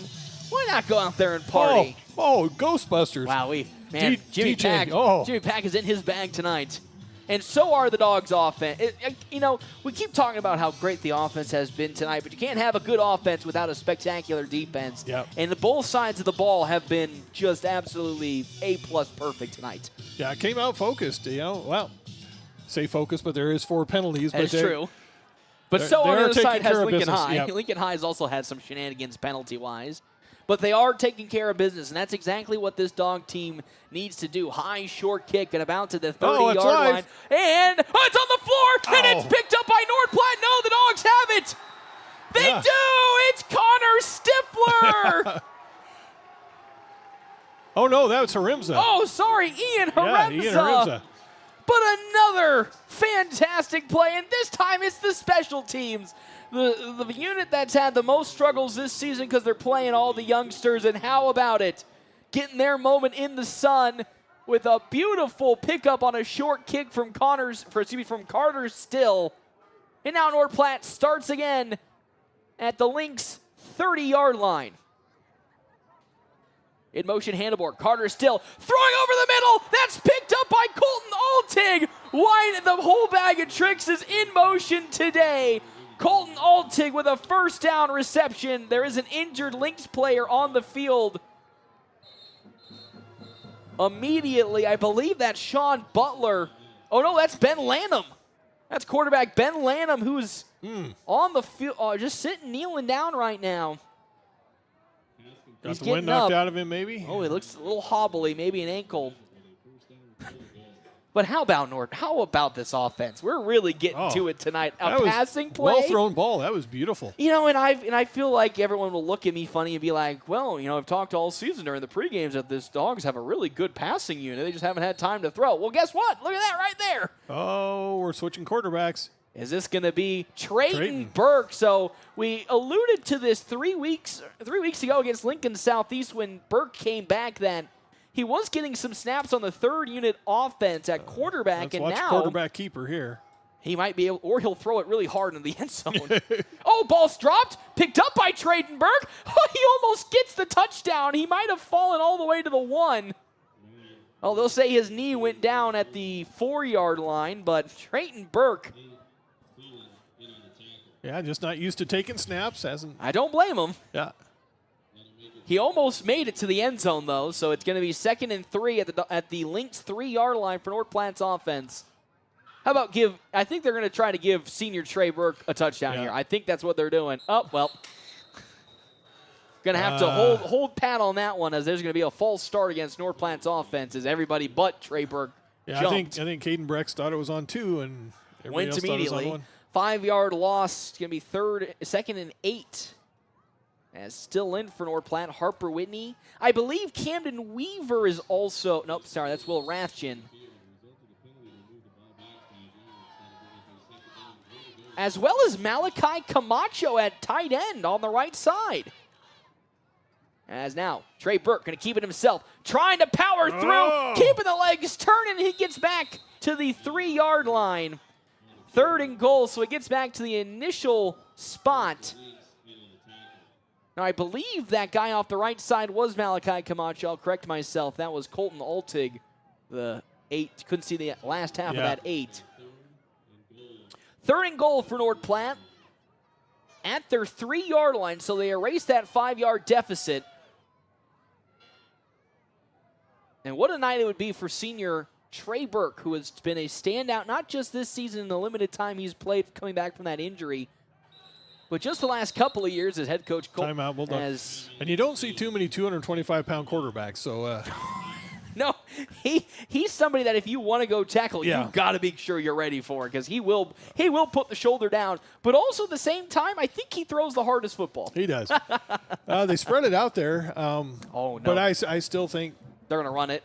2 more quarterback keepers. Yeah. 4:04 left to go here in this first half. A 26-0 lead for North Platte High. Trey Burke in at quarterback, probably again just to get a senior touchdown for the big fella. Course, who has been hobbled by injuries all year. Yeah, and he was really going to be. He and Jake Kincaid were the 2 Bulldogs that were mentioned in the Herd at top 25 prospects to watch this season for the state of Nebraska. And unfortunately, his season been cut a little short due to the injuries. Of course, committed earlier in the year to Shattern State, going back to an open commit right now. So now going for a more traditional power look. As the pitch now out. Here comes Ty Hanneborg again, and there's another touchdown for the senior Ty Hanneborg. That's not just 1, that's not just 2, Jeff Smeltzer, that is 3 touchdowns for Ty Hanneborg, and they're going to go for 2. And that would put the Dogs 1 point short of the running clock starting in the second half if they can convert. What a way for this senior squad to go out. Ty Hanneborg, 3 touchdowns, an interception. Trey Burke now in at quarterback. Colton Altig with a big reception. So Burke under center. 2 wide receivers here to the near side. In motion was Connor Stifler. Burke going to keep it himself. And Trey Burke will go nowhere as there's a big stop. Big hit. First guy there on the scene to lay the boom, Zane Redfelt. And that's another 2-point conversion. That's no good. So far, have they I don't think they've converted a single 2-point conversion today. Well, we're at 32, so... Because it's 6 points each. So 6 times 5. We must have converted one. I think we converted the last one. But it doesn't matter either which way, as Dogs now lead this game 32-0 on our State Farm agent Bobby Holt's scoreboard. An absolute masterful performance from this Dogs team. And I just couldn't be more proud to see how they've responded after last week. Because you kind of had a bad feeling maybe deep down that, last week would have been so demoralizing, it might have affected this week. But to see them come out and just put a beat down so far to Lincoln High. They had a point to prove. And short kick picked up this time much better by the side of the Leaks and Ben Lanham. As Lanham will make his way forward to the 37-yard line. 1st and 10 now for Lincoln High with only 3:55 left to go in this first half. The Dogs are gunning for another touchdown to at least start the running clock in the second half. And with the way this defense has been playing, I wouldn't be shocked if we see that. One notable defensive substitution, Harper Whitney out at cornerback. Yep. It's been a long time since we've seen Harper Whitney out at the cornerback spot.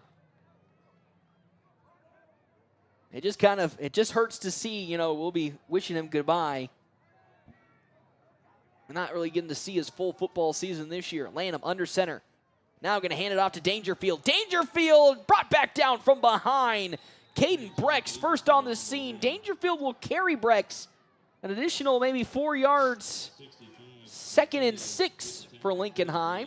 But how about Caden Brex getting off that line, moving the center out of the way, which is Alan Reyes, and putting his hands immediately on Boston Dangerfield. And with 3:30 left to go, a 32-point lead for North Platte High School. Yeah, good interior defense that time, and impressive Dangerfield. He's a strong kid, too. He keeps those legs moving. Again, this Lincoln High team is not the same Lincoln High team we're always used to seeing, even though the score may indicate that. A lot of talent this year, as there's a fake handoff that's going to go up the middle to Workman. Good illusion from Ben Lanham. Almost caught the Dogs sleeping a little bit. But once again, that interior line as well as linebackers not getting fooled. Workman will make his way just 2 yards shy to make it 3rd down and 2 for the Lynx offense. 3rd and 2, what are we under 3 minutes here? 2:35 left to go on our State Farm agent Bobby Hull scoreboard. Of course, we meet you where you're at and help you get to where you want to be. Wouldn't be shocked if we see a pitch to Sean Butler here, who's in motion. Now, up the middle, Dangerfield will go. He'll get the first down and is brought down by a sea of black jerseys. Reese Perry and Owen Shea, the initial men on the tackle for the Dogs defense, but that's first down yardage for Boston Dangerfield. Yeah, they don't list weights on their roster. I'm curious what Dangerfield weighs. Is he on that other roster? I think he's on this. Let me take a look here. Boston Dangerfield, 205, 6'1", senior. I'll say he's a big kid. And again, Lincoln High is missing their 2 best players, Jare Hughley as well as Andel Riongo. As here's a play-action pass for Lanham over the middle. It's caught and picked up by Zeke Herrera. And that's a first down pass for Ben Lanham. I believe their first down today. That's nice pass. First positive pass. Yes, he had one I for agree. -5. And Jake Kincaid so close to sacking Ben Lanham. He needs to get a sack. They always roll away from Jake. And I don't blame him. Jake Kincaid, probably one of the better defensive linemen this season. As the motion comes Childs. High pitch out to Childs. Childs now at the 35-yard line. Boom, he is immediately stuffed. Who other than Trey Burke? 3-yard pickup for Logan Childs. 2nd and 7 now for... He about had a fair catch that pitch. At some point, I think there's gonna be an interception off of that pitch with how high he got a lot of air. Got a lot of air on that. It's such a risky play because they're having to throw it so far out there when they finally snap the ball. It just makes me like, again, they're going to throw it so high. At some point, a Dogs player is going to jump in front and get it. Single eye formation in motion out comes Sean Butler. And now a hand up the middle of the Workman, and he will get enough for the first down. And go nowhere after that is Sam Euling on the scene. Again, some trickery with all the motion and interior handoff to Bode Workman. And it's 1st and 10 now at the Dogs. Let's see here, 21-yard line with 56 seconds left to go in the first half. So Lincoln High trying to hurry the pace up and score before halftime. Lanham under center. Play action pass. Jake Kincaid in pursuit once again. Throwing, and it's picked up by Workman. Workman brought down and spun from behind by Colton Altig. Jake Kincaid is just within touching distance of Ben Lanham on the last 2 passing plays, and a timeout by the Lynx. They'll now have 1 left with 36 seconds left to go at the Dogs' 8-yard line. But Jake Kincaid is just within a whisker of taking down Ben Lanham. He took him down right after he released the ball that time. Right, he's so close. He's so close. But 32-0 on our State Farm agent Bobby Hull scoreboard. Our timeouts are brought to you in part by Kevin McGann and the Fortify Group. Also, thank you to our other sponsors for today's game: La Costa del Rios, Dave's Place, Al's Lock and Safe, the Fortify Group, Larry's Glass, as well as Shelter Insurance agents Pete Voles and Brent Rogo. Impressive first half for North Platte. 32-0, 36 seconds left to go. They unfortunately will not be able, I say that right now, but probably get that last touchdown before the end of the half to start the running clock out of the half. But so far for the last game of the season, been blown away with how impressive this team has come to play today. Yeah, they're fired up and ready to go. Let's preserve a shutout. Let's get a stop here. 4 wide receivers on the field for Lincoln High. Lanham in the shotgun. Now stepping back, looking to throw. Going towards the end zone, picked up by Dangerfield. The ball's on the floor. Oh! Did it roll out of bounds? Oh, and they're going to give Dangerfield the completion. I don't know if he established control before he went down. They'll give the catch to Boston Dangerfield, and now it's 2nd and goal at the 2-yard line. Lanham under center. Gonna hand it up the middle to Workman. He goes nowhere. The sea of black jerseys with the stop. Kincaid, Caden Brex, Will Rathjen, and another timeout. That's the last timeout for Lincoln High with 15 seconds left to go before halftime. Okay, so it's going to be a pass here because if you run and don't get in it, that's the end. Yeah. That's the end of the quarter. So But honestly, at the same time, it's maybe their best effort because it's only 2 yards. I wouldn't be shocked if it's those fake handoff jet motion, like the fake handoff pitch on a single eye formation. Fake it to Bodeman or to Workman and hand it off to Dangerfield. I think I'd throw it here. If it's not complete, make sure you tell your quarterback. Throw it out of the back of the end zone. Don't get one risk more it. try, yeah. And then run it on 4th down. So far, in terms of football scores, Chase County beating Holdridge right now in their game. Of course, these are all playoff games for classes C through D for districts. Of course, Dundee County Stratton picked up a victory yesterday. North Platte St. Patrick's had the toughest draw, I felt like, out of anybody with Johnson Brock. Yeah, that was a really, really good team, Johnson Brock. Yeah, they could go far this year. Here we go. 3rd and 2 at the Dogs' 3-yard line. Single eye formation, 2 far wide receivers for the Lynx. Lanham going to take it himself. Lanham trying to use all the muscle in the world, and Lincoln High will get into the end zone. The extra effort from Workman and Dangerfield get Lincoln High their first points today. It's 32-6. It looked like it was going nowhere off the initial snap, but we have a the different extra kicker effort. this time. No, I think that's Is this yeah, 50? it's 52. Coming out here to kick is Marcel Gervasio. Oh my, a booming kick. That's Ewa. Yeah, that's the left guard. Yeah, Ewa, the left guard, with a booming kick that goes right through the uprights. It's 32-7 on our State Farm agent Bobby Hull scoreboard. I can't see the scoreboard. How much time's left? 7 seconds.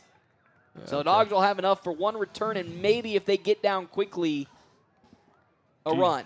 They just squib it and try and prevent the big return? Probably. But for North Platte, normally Bargell had a nice return there on the. Yes, he did. Now the question is for North Platte, they tend to, in these situations, even when they get the ball before halftime, don't run a play. They normally let the clock wind down and then go into halftime, leading as is. But it's senior night. You think? Let her rip. Let her rip. All right. They've been letting it rip all night offensively. I wouldn't be shocked if we see that. As back out to kick Eddie Hatu for the Lynx, trailing 32-7 on our State Farm agent Bobby Hull scoreboard. As Hatu, short kick. Hannabor's going to pick it up at around the 15. Hannabor with some speed to the near side. Ty Hannabor cuts upfield, goes to the opposite side with blockers. Ty Hannabor to the far sideline. Ty Hannabor, he keeps going, and he's brought down at the 15. Great effort from Ty Hannabor just before half. He won't make it in, but how about the special teams unit again making a big play? And the Dogs end the first half leading 32-7 on our State Farm agent Bobby Hull scoreboard. I had it as a 55-yard return, but he probably covered about 110 yards on that. Oh, my gosh.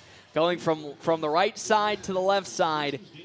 And it's just, and I think what's so impressive about today, it's not just, the one side of the ball that's been absolutely dominant. It's the offense, it's the defense, it's the special teams.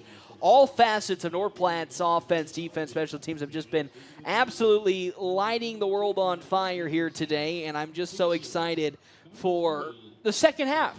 Because if they're going to continue this play into the second half, even when we potentially are going to see some younger faces come in, if North Platte continues to score like they have, that's just so exciting to see. Yeah, I'm really happy for these seniors. You know, they played most of that first quarter and did a great job, and now you're seeing some of the underclassmen play, and no drop off. And yeah, excited for the second half. I'm so excited. Jeff Smeltzer is getting to his statistics. And with that, we're going to step aside ourselves, and when we come back, we are going to have halftime stats as well as our quick stop halftime show on FM 98.1, AM 1410, and video live streaming on our Cedar Room live stream at NorthPlattePost.com. Greatness doesn't happen overnight. It takes time, focus, and dedication. At Shelter Insurance, we understand that because we put in the hard work and dedication for decades. And that commitment is paid off with award-winning customer service for your auto, home, and life insurance. See me, Shelter Agent Brent Rogo at 405 East C Street and find out why so many of our clients would recommend Shelter. Personalized care with one goal, to keep you moving and enjoying life. Dr. Anthony Martin is now seeing patients at Great Plains Health Orthopedics, fellowship trained in hand and upper extremity surgery. Dr. Martin treats carpal tunnel, tennis elbow, arthritis, and trauma fractures throughout the body and is fluent in Spanish. Schedule today at 308-568-3800. Your health is our mission. Great Plains Health. Hey, high school students, why wait to start college when you can begin transforming your future for free? Mid-Plains Community College is now offering free tuition for dual credit and early entry classes beginning this fall. Get ahead, save money, and transform your future while in high school. Talk to your high school guidance counselor or visit our website at mpcc.edu. That's mpcc.edu. Students are responsible for all course-related fees and must attend a Nebraska high school or Nebraska homeschool to qualify. Taylor is living the Runza dream. The Fry Life is the high life. He's stacking up rewards on the Runza mobile app. Points on points on points on points. That's a lot of free food from Runza. Yep, I'm headed there for lunch today. Download the Runza mobile app to start getting rewards. Because from the way we make it to the way it makes you feel, Runza makes it all better. Hey, high school students, why wait to start college when you can begin transforming your future for free? Mid-Plains Community College is now offering free tuition for dual credit and early entry classes beginning this fall. Get ahead, save money, and transform your future while in high school. Talk to your high school guidance counselor or visit our website at mpcc.edu. That's mpcc.edu. Students are responsible for all course-related fees and must attend a Nebraska high school or Nebraska homeschool to qualify. Puro Clean of North Platte delivers fast water, mold, and fire damage restoration services to the North Platte area. Puro Clean knows how challenging those times can be to you and to your family. Their Nebraska-based experts have a winning, reliable combination of training and equipment partnerships. Local, fast service in the North Platte area. Their average on-site time is 60 minutes, and they'll coordinate with your local insurance provider. Give Puro Clean a call now at 1-800-775-7876 and schedule a visit from a member of the team at Puro Clean in North Platte. Have you heard the news about Dave's Place? Yes. Are you sure you've heard the news? Of course. We run the place. I know, but we need to tell everybody else. Dave's Place is open for lunch. Brand new hours at Dave's Place. Now open at 11 a.m. for lunch. Spend your noon hour with Dave's famous wings and pizza. And maybe a cold beverage. We won't tell your boss. Now open 11 a.m. to 10 p.m. Sunday through Tuesday. 11 to 11 Thursday through Saturday. And closed on Wednesdays. Mama needs a break. Not so fast, Mom. Yeah, Mom. We're late. We need to go. Here we go. Dave's Place. 502 East Francis in North Platte. DoorDash or carry out. Whoop, whoop. The Bulldogs play here on FM 98.1 and 1410 AM KOOQ. Head to Merrick's Tuesday through Thursday. Kids 12 and under eat free from 4 to 8 with each adult meal. And don't miss their football specials. 20 wings, $20. North Platte Post Sports.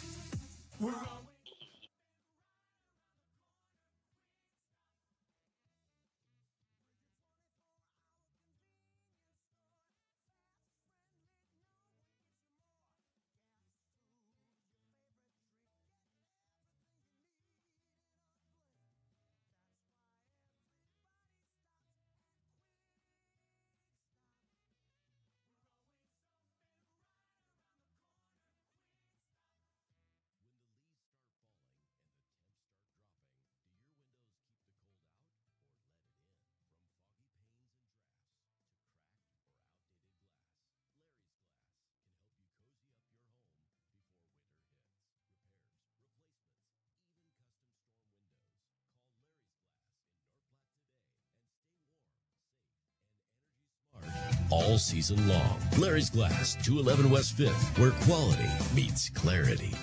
North Platte Post Sports.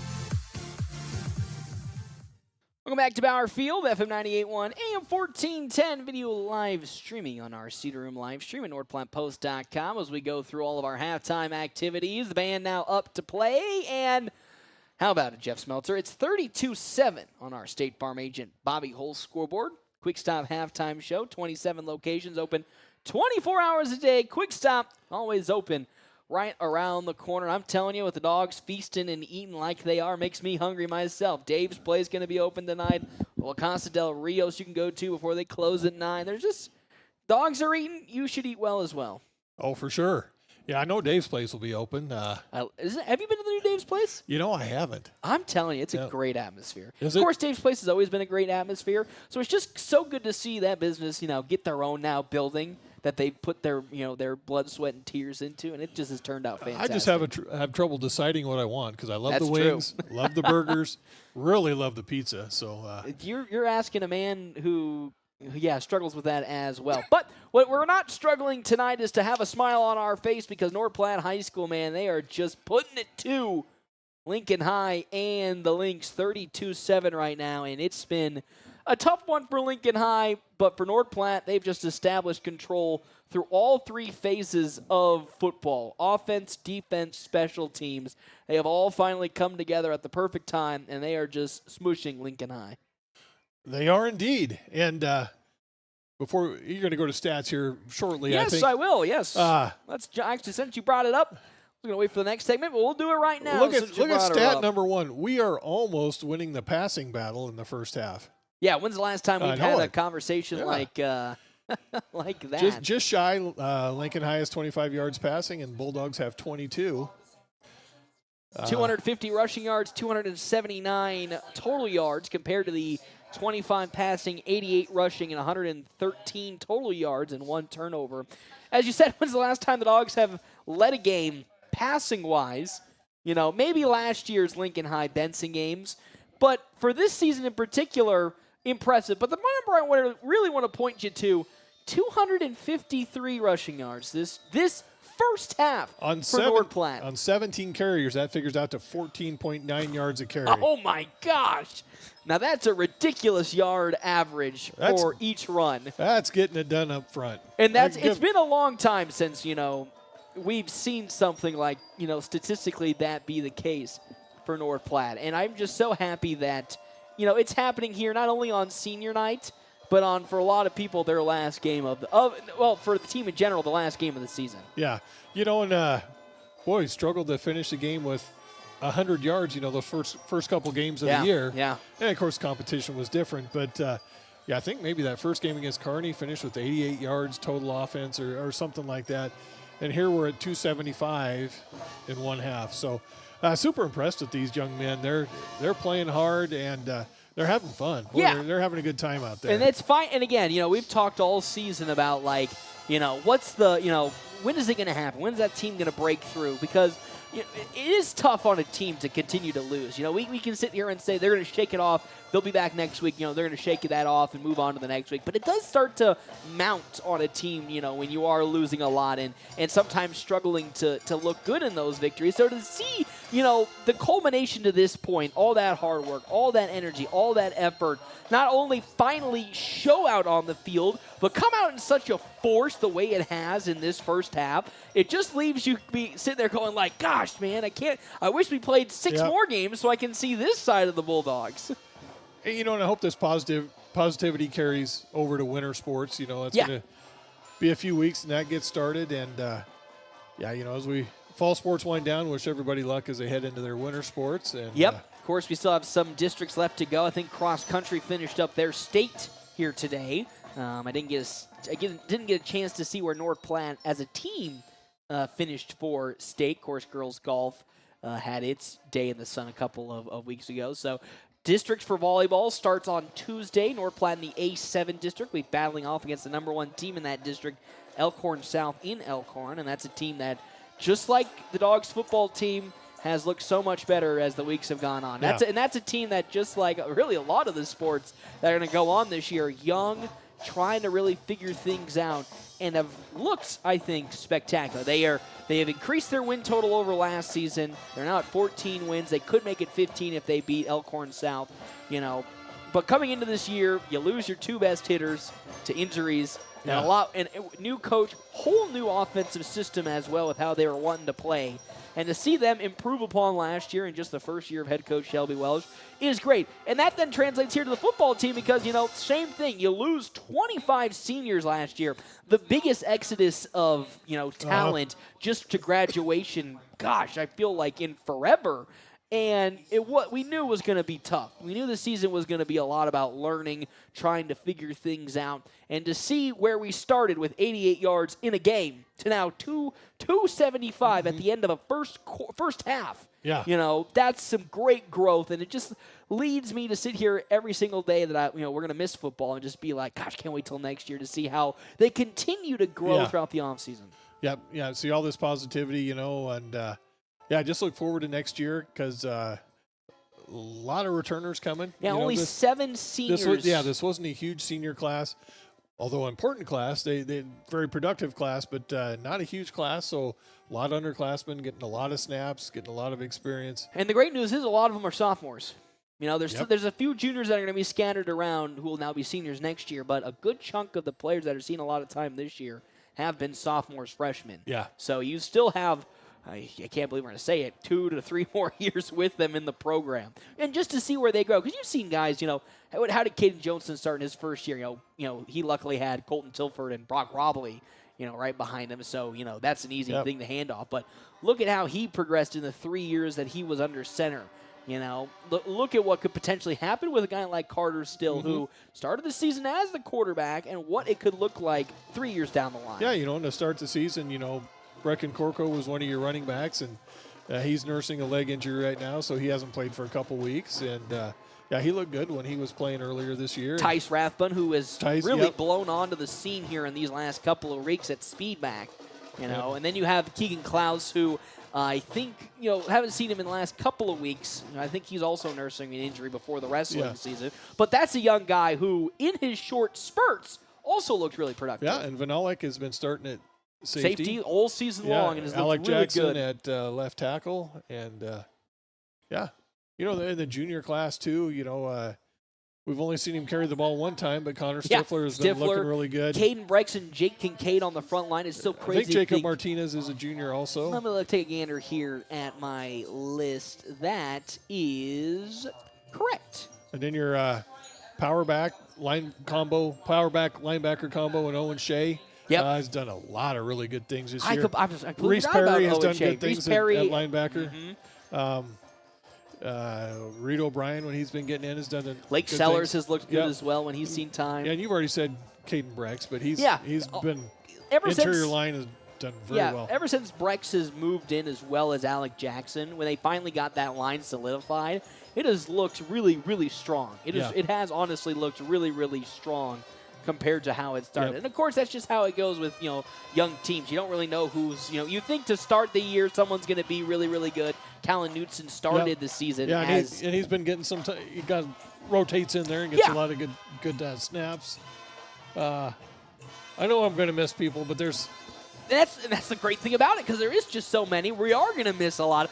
Kate Songster, who started a lot of the games in the secondary, of course, is out right now with that ACL injury, so we'll probably see him. Camden Weaver's out there. Can't forget about him. Charlie Hunter. Even though we haven't seen Malachi Camacho at all when he this comes year, back, he's going to... Yes, he's going to be big. And instead, Reese Perry, Reed O'Brien, Smiling Reed O'Brien. It's so fun. He and his brother just can't stop smiling. That's what I love about them. Such a positive attitude. Love that kid. Well, I love him, and that's I think what makes this North Platte team so exciting, especially in this game and throughout the whole season. They took a drumming in a lot of games. They never lost that smile. Same thing with Connor Stifler. That's the smiling man if I've ever seen him. Everybody plays with a smile. Everybody's still out there putting their hard work in, and it's finally paying off. And I'm just so proud that they can finally flex their muscle for the second time this season, but this time at full force. Yeah, and a key piece that has been missing has been D'Angelo Mata. Those extra points have been a little harder to come. And his kickoff's been a little harder to come by since he's been nursing that back injury. And that was also a question coming into this year. Luke Borges, who had been your kicker for, near felt like a decade. At least 3 years. I don't know. Yeah. What was it going to be like when, now that we'd have to, he graduated and you'd have to figure out that position yourself. To see him, step up in this position and look, and again, after a tough start, just continuously grow and get better as the weeks went on is just fantastic. And not just losing 25 seniors, but there are multiple year starters, those 25 seniors. Yeah, they were. They're not just the one and dones. These were the 3 to 2 year starters. That was about, it was, I think, 4 of your 5 offensive linemen were seniors last year. I think Jake was the only. Jake was the only one that wasn't. And then you had all of your wide receivers, most that saw a lot of time, your power back, your 2 speed backs. Yep. So you definitely saw a lot of talent that were huge role players. And then, of course, probably the most important position, your quarterback, also graduating. So it was just so much that was kind of potentially going against North Platte in terms of, their personnel changes. So to see them come out here and just put together this performance, I just couldn't be happier. So when we come back, we'll talk second half action and what can the Dogs do to continue this momentum? This has been their Achilles heel this season, has been second half. So when we come back here on our Quick Stop Halftime Show, we'll talk about how the second half can go well for the Dogs and what they need to do. On FM 98.1, AM 1410, and video live streaming on our Cedar Room live stream at NorthPlattePost.com. Thanks for listening to the Quick Stop Halftime Show. The second half action is next on FM 98.1. In a lawsuit, a little extra liability protection can go a long way. I'm Justin Thompson at the Justin Thompson Agency. A personal umbrella policy from American Family Insurance offers $1 million or more of coverage over and above the limits of your auto and home policy. And it's affordable.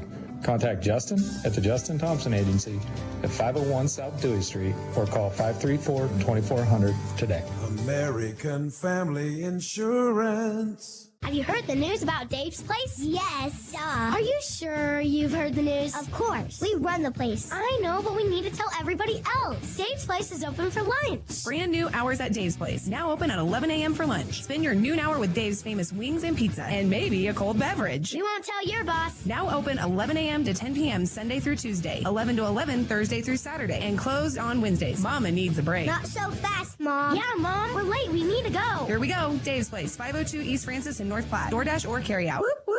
Hey, high school students, why wait to start college when you can begin transforming your future for free?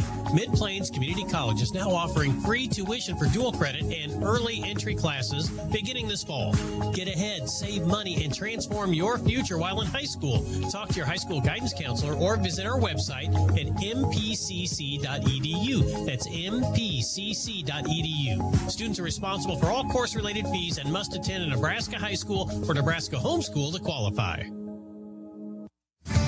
Personalized care with one goal, to keep you moving and enjoying life. Dr. Anthony Martin is now seeing patients at Great Plains Health Orthopedics, fellowship trained in hand and upper extremity surgery. Dr. Martin treats carpal tunnel, tennis elbow, arthritis, and trauma fractures throughout the body and is fluent in Spanish. Schedule today at 308-568-3800. Your health is our mission.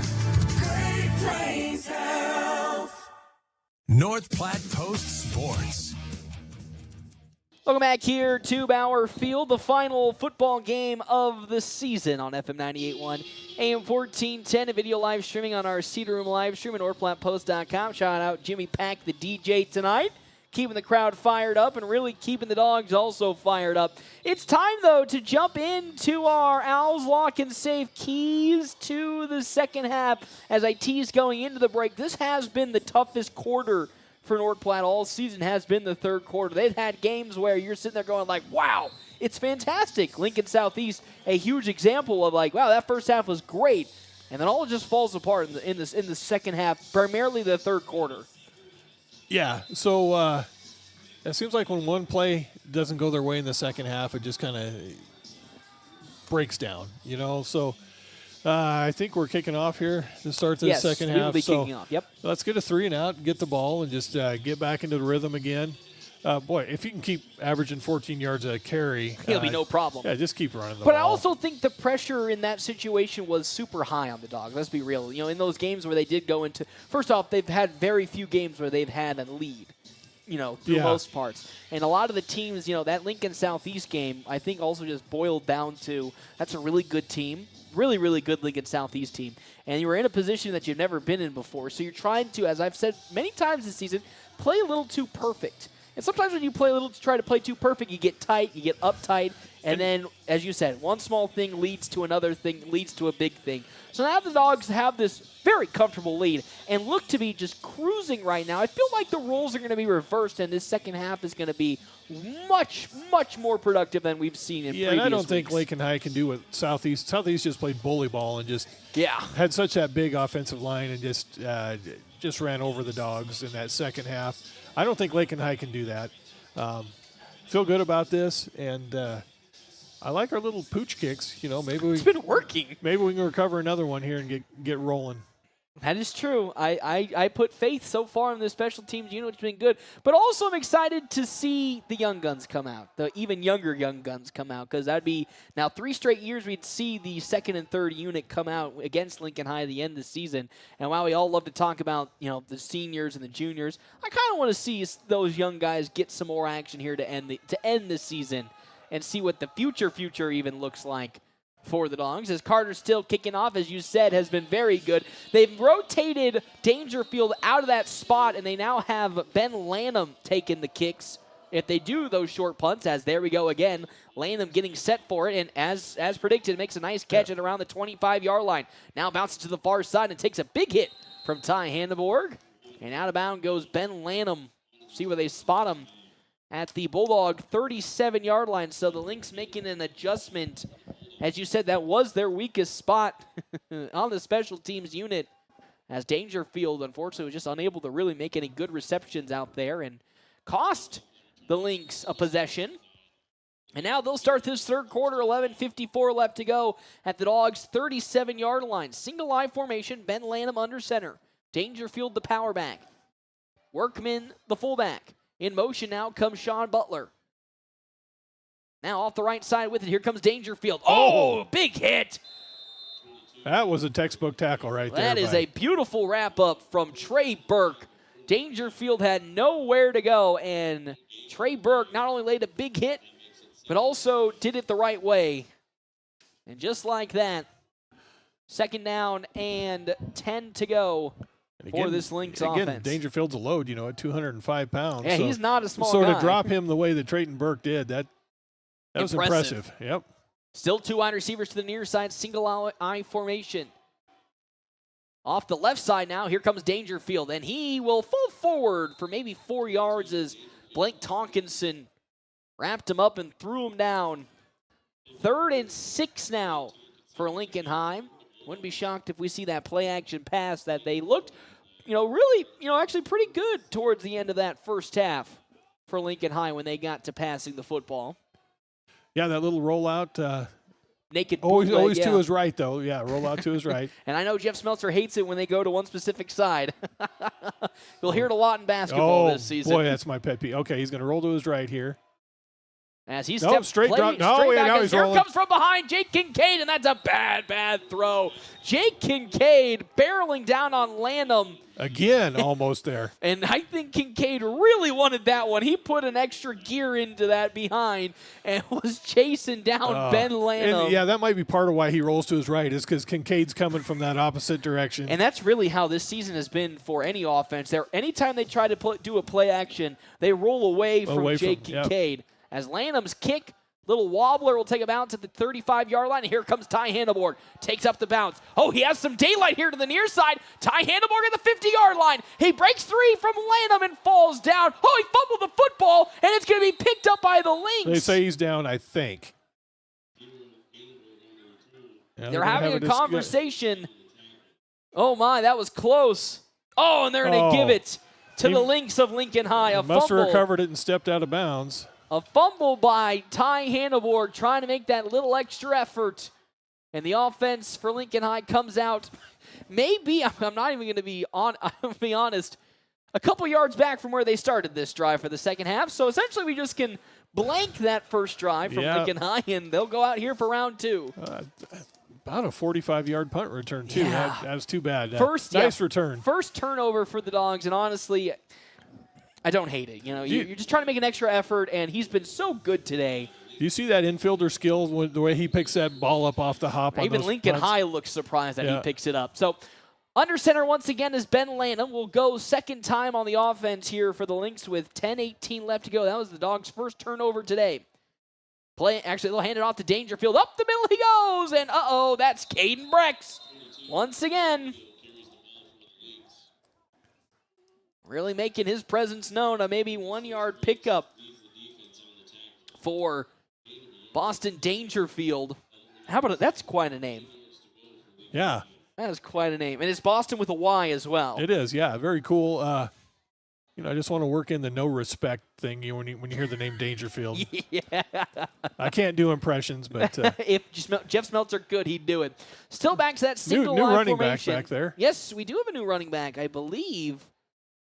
It's a single digit of some sort. And he false started. Well, we'll find out because he just. I believe. Is that number 2? No. Number 8. That's going to be Owen Cleland, this junior. Checks in.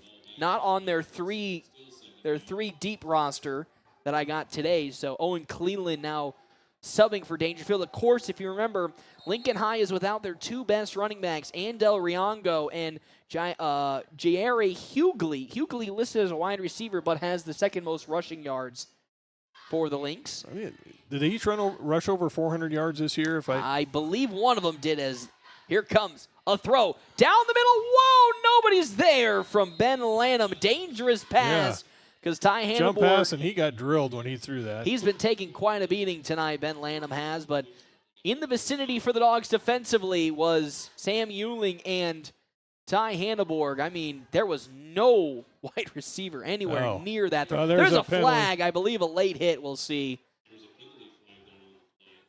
I don't know. That's another. Oh, wait, hold up. They're kind of, the way that the judge was indicating, it looked like he was going to go against. I think. Intentional grounding. Oh. Yeah, because he wasn't outside the box. He wasn't outside the tackle box, and there was nobody and even nobody close. There. Yep. You know what? I have not seen that, honestly. You don't usually ground it by throwing the ball 30 yards. In the middle of the field. Right in the middle of the field, but he did. Normally it's toward the sideline, but intentional grounding, a loss of a down. It's 3rd and 15 for the Lynx now. With 9:14 left to go in this third quarter. Shotgun formation for Ben Lanham. He'll step back and he'll look to throw. Now rolling to his left. Throwing over the middle. There is, intercepted by Sam Euling. It's bobbled by Sean Butler. And Sam Euling rips it out of Butler's hands, and that's an interception. Second turnover for the Lynx today, and the first for Sam Euling on this Football Friday. Oh, just took it away from him. He Nice job. bobbled it and then took it away. Unbelievable. 1st and 10 for North Platte at the Lynx 29-yard line. Carter still in at quarterback. Hanneborg and Stifler, the speedbacks. Will Rathjen, the speedback, or the big power back, I might add. Still going to keep it himself. Now Carter still into the open field. Still with a great block from Colton Altig. And Carter still is into the end zone.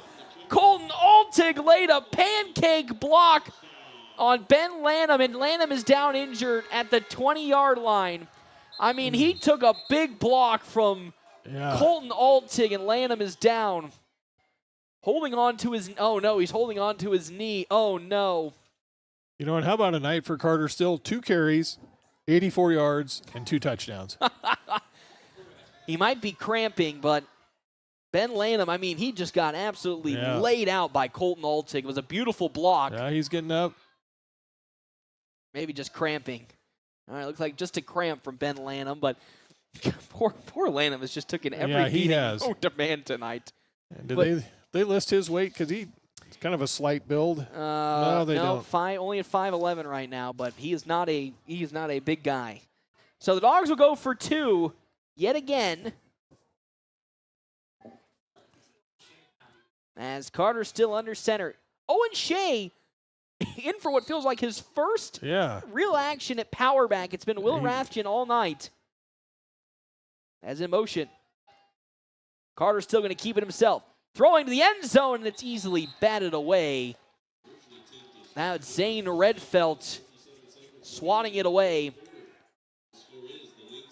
As you want to talk about somebody who you haven't seen on the offensive side coming out and playing some ball. Tiernan Vanalik, the speed back on that play, but another 2-point conversion, no good. It's 38-7 on our State Farm agent Bobby Hull's scoreboard, a 31-point lead for North Platte High School with 8:57 left to go in this game. Our timeouts, as I said, brought to you apart by Kevin McGann and the Fortified Group. Thank you to also our sponsors for today's game, Justin Thompson Agency with American Family Insurance. They have the answer for your insurance needs. Check out their offices in North Platte, Ogallala, Broken Bow, and Ord. Wow. Coach Back just lost all respect. What? And he's playing John Denver. Oh. That's where you draw the line at lost respect is John Denver. Oh, he was rocking it all night. Well, he's still rocking it. You know, we'll have some conversations after this game. Oh. But Carter's still up to kick. I assume we'd still see that little short punt. Ben Lanham is not in at his normal position. He's been at the last couple of kickoff attempts. As they'll do it again. High arcing kick. And it's going to be picked up.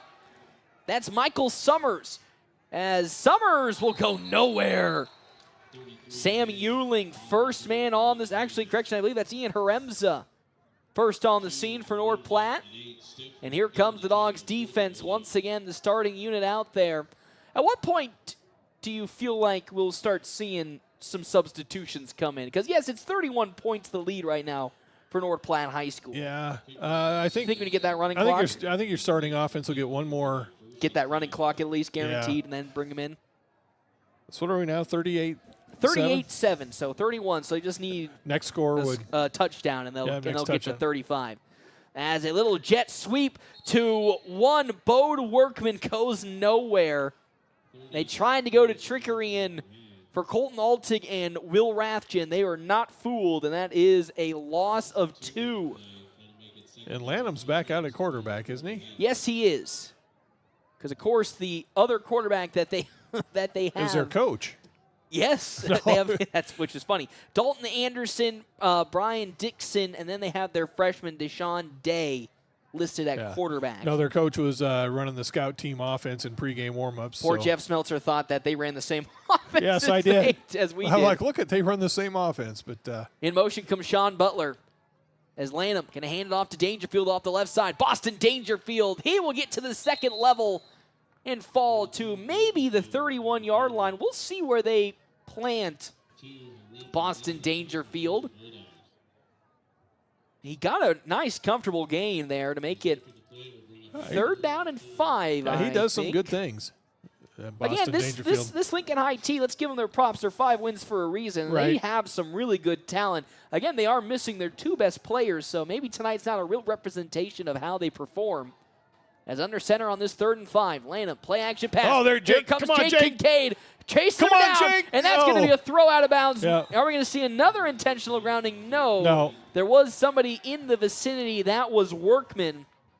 As Tiernan Vanalik and Reese Perry were looking for the intentional grounding, but that's incomplete. 4th down and 5 now for the Lynx, and we'll see. They're going to kick it looks like. Wouldn't be surprised if we see another fake. Remember, the Lynx have had one fake punt this game already, and it was a big one for Dangerfield. Don't jump here and don't run into the punter. It'll be a kick high one, very short, and it's going to take a couple bounces as Ty Handelborg once again picks it up, but this time runs out of bounds at the 40-yard line. He just does not want to let that ball go any further. Anytime it takes a couple bounces, he goes to get it, which is scary, but it's worked out so far. But here comes the Dogs offense. Isaiah Plunk, the speed back in for North Platte this drive. As checking out goes Tiernan Vanalik. So Vanalik getting some offensive plays at speed back this night. You know, Hannenberg just killed his punt return average on that one. He only got about a 2-yard return. That's true. It's been over 30, I'd assume, yeah, the whole night. 1 for 10 and 1 for 45. Carter still under center. To the far side is Connor Stifler. To the near side at speed back is Isaiah Plunk. Stifler in motion. Wouldn't be shocked, but they'll hand it off to the left side to Will Rathjen. Rathjen into the open field. There goes the big fella. Will Rathjen. Does he go all the way? He does. Will Rathjen on the first run. 60-yard touchdown run for Rathjen. And that is a North Platte touchdown. Will Rathjen second today, and it's 44-7. Sound like a broken record, but I don't think he got touched again. He did until the that very interior end. offensive line is just blowing them out. Oh my gosh, it's actually kind of crazy how much of a gap there is to have these runs. As it's Carter still up to kick, brought down from behind by Vaughn Tobin. And he's a speedster, that Tobin. It's the second time today as that kick is up, and it's good. First extra point for North Platte. That's the second time Vaughn Tobin has had to run halfway across the field to tackle Will Rathjen. But it only took one play for Rathjen, and I think what's so fun about Will Rathjen, and I wish we could see more of him at power back, he is quick. Not only is he big, but man is he fast. He is. Yep. So, are we at running clock time? Yes, we are. 45-7. The running clock will begin now for North Platte High School, and now I think we're going to see a lot of the young talent start seeping in, offensively and defensively for the Dogs. Of course. Okay. Wait, don't say he's back. DJ Jimmy Pack redeemed himself. Gosh. Yep. 45-7 on our State Farm agent Bobby Holt's scoreboard. Timeouts brought to you in part by Mr. Kevin McGann and the Fortify Group. See his location, 621 South Dewey, for all your farm, crop, auto, home, and commercial insurance. I don't know if the people here on the stream will agree with you. Well, I don't know. That John Denver take might not be it. Very high, deep kick from Carter. Still dropped, but picked up. That is DJ Kennedy. Kennedy keeping his feet turning, and DJ Kennedy gets to around the 27-yard line. And the Dogs bring out their starting defense once more.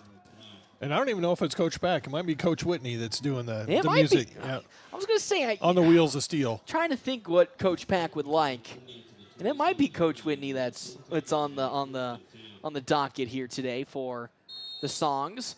But at some point we'll be seeing again with the running clock started, the Dogs bring out the young guns. They are sticking to their starting rotation. I say Harper that. Whitney's at corner over here on the near side. Trevor Jorgensen is also in a defensive line for North Platte. As Lanham under center, hands it off to Dangerfield off the right side, and Jake Kincaid is there. He did a nice job fighting off a block to get to that.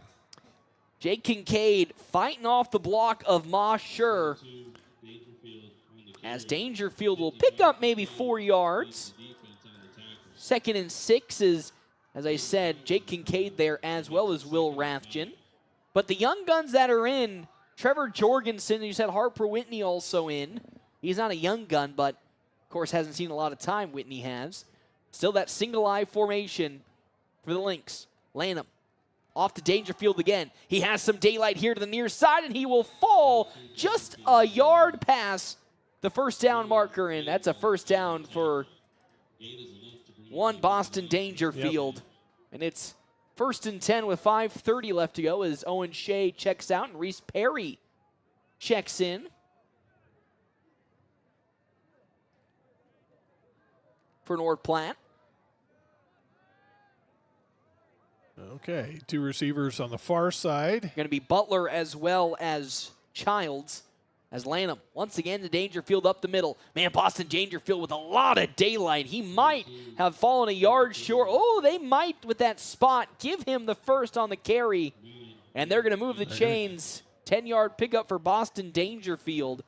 As checking out of the game now, that was, I believe that was Gavin Shinost, the senior, getting his first snaps here tonight. Good to see him. Yep. Every senior getting some action today, which just makes me love senior night so much, especially when you're winning as large as you are.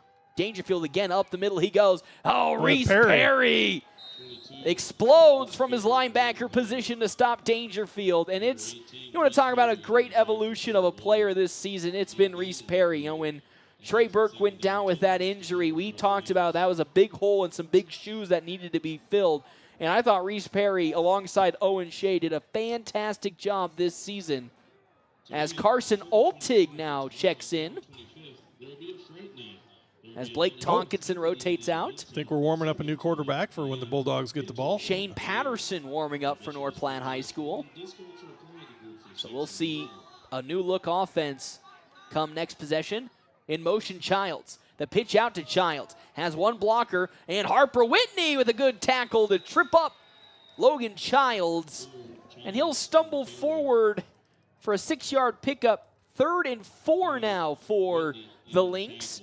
At the Dogs' 45-yard line, 3:35 left to go in this third quarter. As Harper Whitney picks up his tackle, his second today. 2 wide receivers once again to the far side. That's Andy Rodriguez. To the near side, Sean Butler. Lanham under center. He'll take it himself up the field. Lanham goes, and then Lanham. Big pickup of about, I think maybe 6 yards for Lanham. And it's 1st and 10 for the Lynx. As checking back in, Caden Brex. Out goes Carson Altig.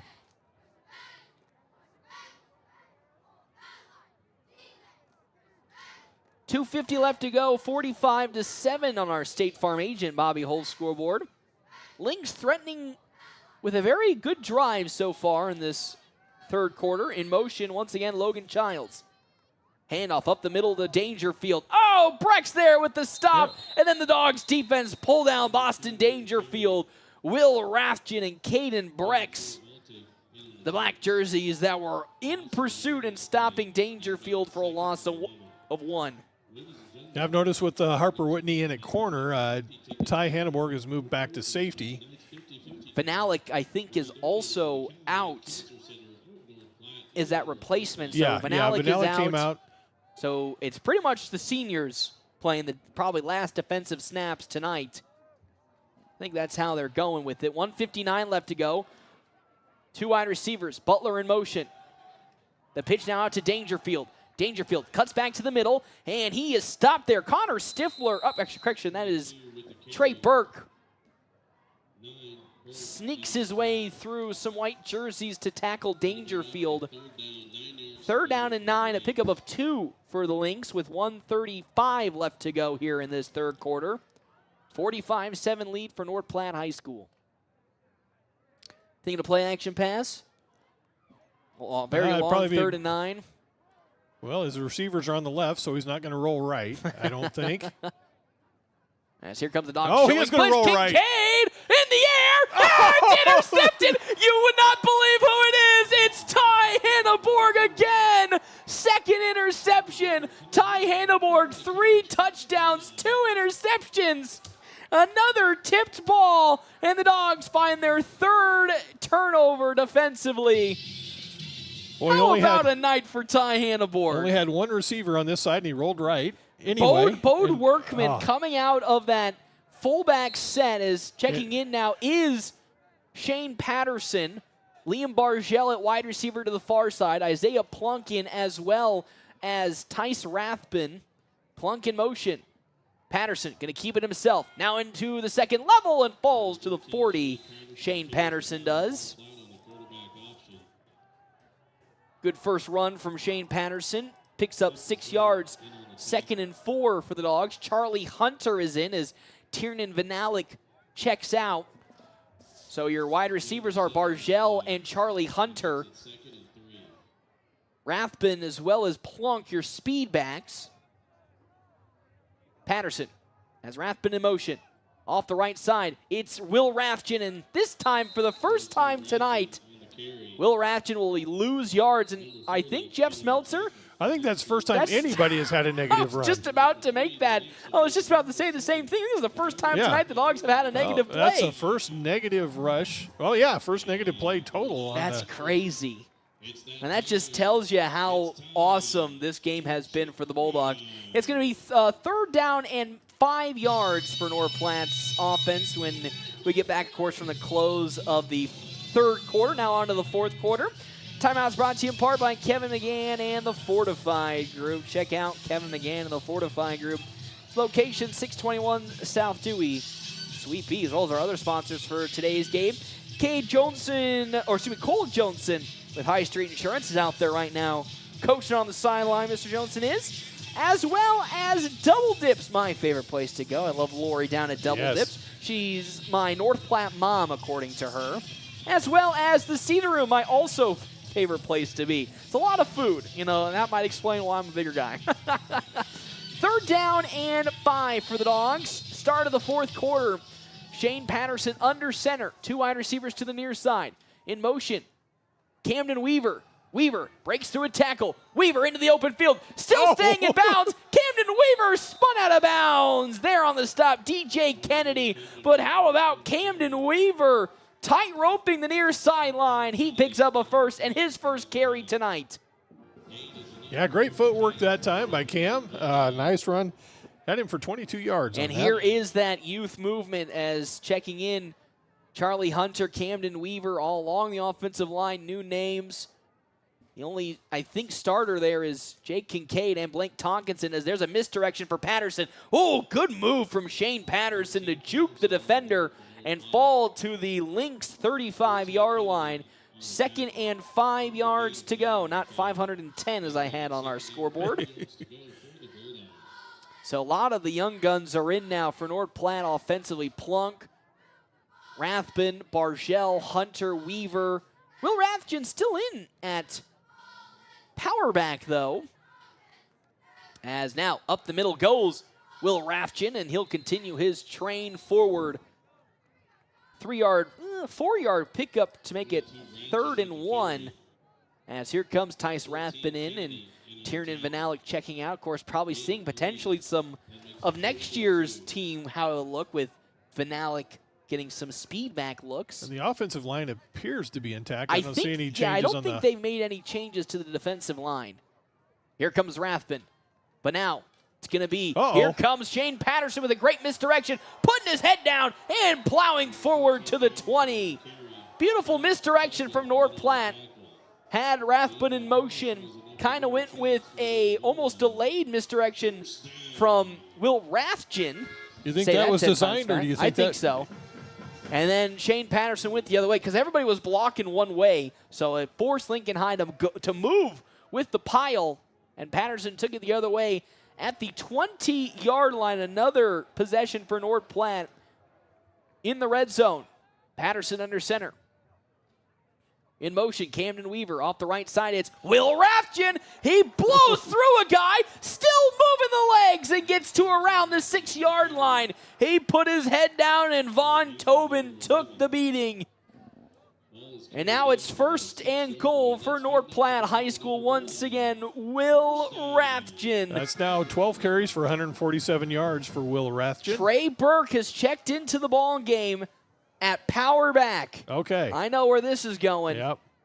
It's been a long time since we've seen Trey Burke at the power back. You have to take it all the way back to last year when Trey Burke saw a lot of action as the Dogs' rotation power back. Vanalik in motion. Oh, boy, man. Trey Burke went nowhere on that run. Immediately stopped up front by Chance Spencer. 2nd and goal. I think they knew that was coming, too. I think and there's an immediate check out from Trey Burke. Tiernan Vanalik in its speed back to the near side. Isaiah Plunk to the far side. You know what? Give it to Plunk. Senior needs to get himself on the board. For Isaiah Plunk, what a night it would be if a lot of these seniors got their touchdowns. In motion, Vanalik. The pitch out to Tiernan Vanalik. Vanalik into the open field. Tiernan Vanalik gets a touchdown. Look at that. His first day of playing speed back for North Platte High School, and he caps it off with a touchdown. Tiernan Vanalik. It's now 51-7 with 8:20 left to go in the ball game. Liam Bargell and a nice block out there on the corner. Jeff Smeltzer, you're running out of spots for running backs? 12. We're at 12 ball carriers. That might be a new record. Is this I hate to be that guy, but has every game this season been a new break through your record sheet. Uh-oh, kick is up, and it's blocked, unfortunately, by the side of Lincoln High and the Lynx. There's a new kicker out there for North Platte. It's senior Sam Stefka who has taken the kick good there. to see Sam out there. Took some kicks against Omaha Benson, which was the first week that D'Angelo Mata was out. So senior Stefka going in to take kicks, and I don't doubt that we're not going to see him step out there one more time tonight. Clock, it does stop on a change of possession, Yes, right? it does. Yes, it does. It only stops on change of possessions and timeouts. But with 8:20 left to go, a 51-7 lead for North Platte High School. Well, Jeff Smeltzer, our fear of the second half not going well was quelled pretty quickly. Oh, yeah. They've looked just as sharp as they did in the first half, and super impressed for these young men. They've taken a few lumps this season, and good to go out on top. Good to go out on a victory. And like honestly, this. I think the best way that this game goes out like this is how dominant they've been. This is like a momentum building type game for next season, because every coach is saying, hey, let's go strong into the offseason. Why not blow a team out in the final game to build that momentum for next year? Because your O-line that's been so dominant is Tonk the only one you lose off that? Yeah, Blake Thompson's the only one you lose off that line. As here comes Sam Stefka. Good kick from Stefka. Oh, it's going to bounce past. That's a live ball. The side of the Lynx, and now picked up at the 5-yard line. There, who has the football, Zeke Hernandez, I believe, is there on the stop. Rathbun and Trevor Jorgensen. As it was Zeke Herrera who let that ball get right past him, and the Lynx have their worst starting field position today with now under 8 minutes to go. Okay, it looks like the at their own 19. Seniors are out there again, except, no. Kincaid, Tonkinson. I also think Gavin Shinos is also out there. So, yeah, it is the seniors still out there. And you know what? Trayton was out there, and he came off. But you know what? I don't blame him. I don't blame them with how they've played. They deserve this game. As back in at running back here for the, bless you, Owen Cleland. As off the right side, Cleland in the open field, putting his head down and is tackled at the 25-yard line. The junior Cleland, 1st and 10 now for the Lynx. As here's some substitutions. Caden Moreno checks in, another Moreno, good to see on the team. As well as Grayson Couts, the sophomore. Now I think this is where we're going to see the young guns get in. And I believe, of course, Caden Moreno, brother to Gabe Moreno? I remember correctly. Could be. I'm not sure. I'll talk to his dad as there's a false start, I think, on the side of Lincoln High. Yep, false start. Of course, I see Gabe Moreno's dad all the time, whether he be at North Platte Community College, rooting on Elise Moreno. But now we're really seeing the youth check in. Reese Perry out there, getting those two young guns, Grayson Couts, as well as Caden Moreno, both sophomores on the defensive line. And that's really what we've seen a lot of the young guns throughout the season has been the defensive line. I think this year North Platte's done a fantastic job of rotating guys in to not only spell players, but also get them experience. Lanham, once again to Cleland. Cleland, oh man, takes a big hit. Ian Haremza and Sam Euling and Colton Altig all there on the scene for Cleveland. Kincaid coming out, and Ty Christensen will go in and take his spot. So I think probably end the day for Jake Kincaid. Jake might be done. 2nd and 12 now. Another fresh face that we really haven't seen even in these blowout games. And this is the good thing about a home game. You can bring your JV squad and your freshman squad here and not have to worry about, will they be able to make it for their next game. So we do get to see a lot more faces. And you're on the road, you're limited by how many you can fit on your bus. So here at home, you can suit up everybody. Callan Knutson also in on the defensive line. As Lanham, quick pass to the far side, and it's out of the reach of Bode Workman, incomplete with 5:36 left to go. Here in the rest of this ballgame, a 51-7 lead for North Platte High School as Colton Altig checks in for Ty Hanneborg. Reese Perry checking out as well for the Dogs. As Workman back into the game he goes, and I believe checking out. Stifler's back at safety with Euling. Oh, we're really just throwing things to the wind when it comes to positions right now. Under center in that single eye formation is Ben Lanham. Play action pass. Now rolling. Guess what? To his right. Looking. Throwing down the middle of the field. Almost intercepted in the vicinity. Harper Whitney. What a night. That would have been nice if Harper could have got one. Talk about something nice. Ethan Moore checks in, as well as James Leach. So checking out comes all the young guns we see. Grayson Couch checks out, as well as Moreno. Some new faces on the defensive line. It's 4th down and 12, and with that, a punt. And guess who's deep to return? Ty Hanneborg. And we see a North Platte timeout. Yeah. I wonder if they're going to bring in a different punt return unit, but... Please. Guess there's only one thing that is missing from Ty Hanneborg's touchdown mark tonight. Okay. And that is a kick return touchdown. So, I know what Coach Altig's looking for. I know what he's looking for. I know what Ty's looking for. We've seen it all night. He has tried so hard to get a kick return touchdown.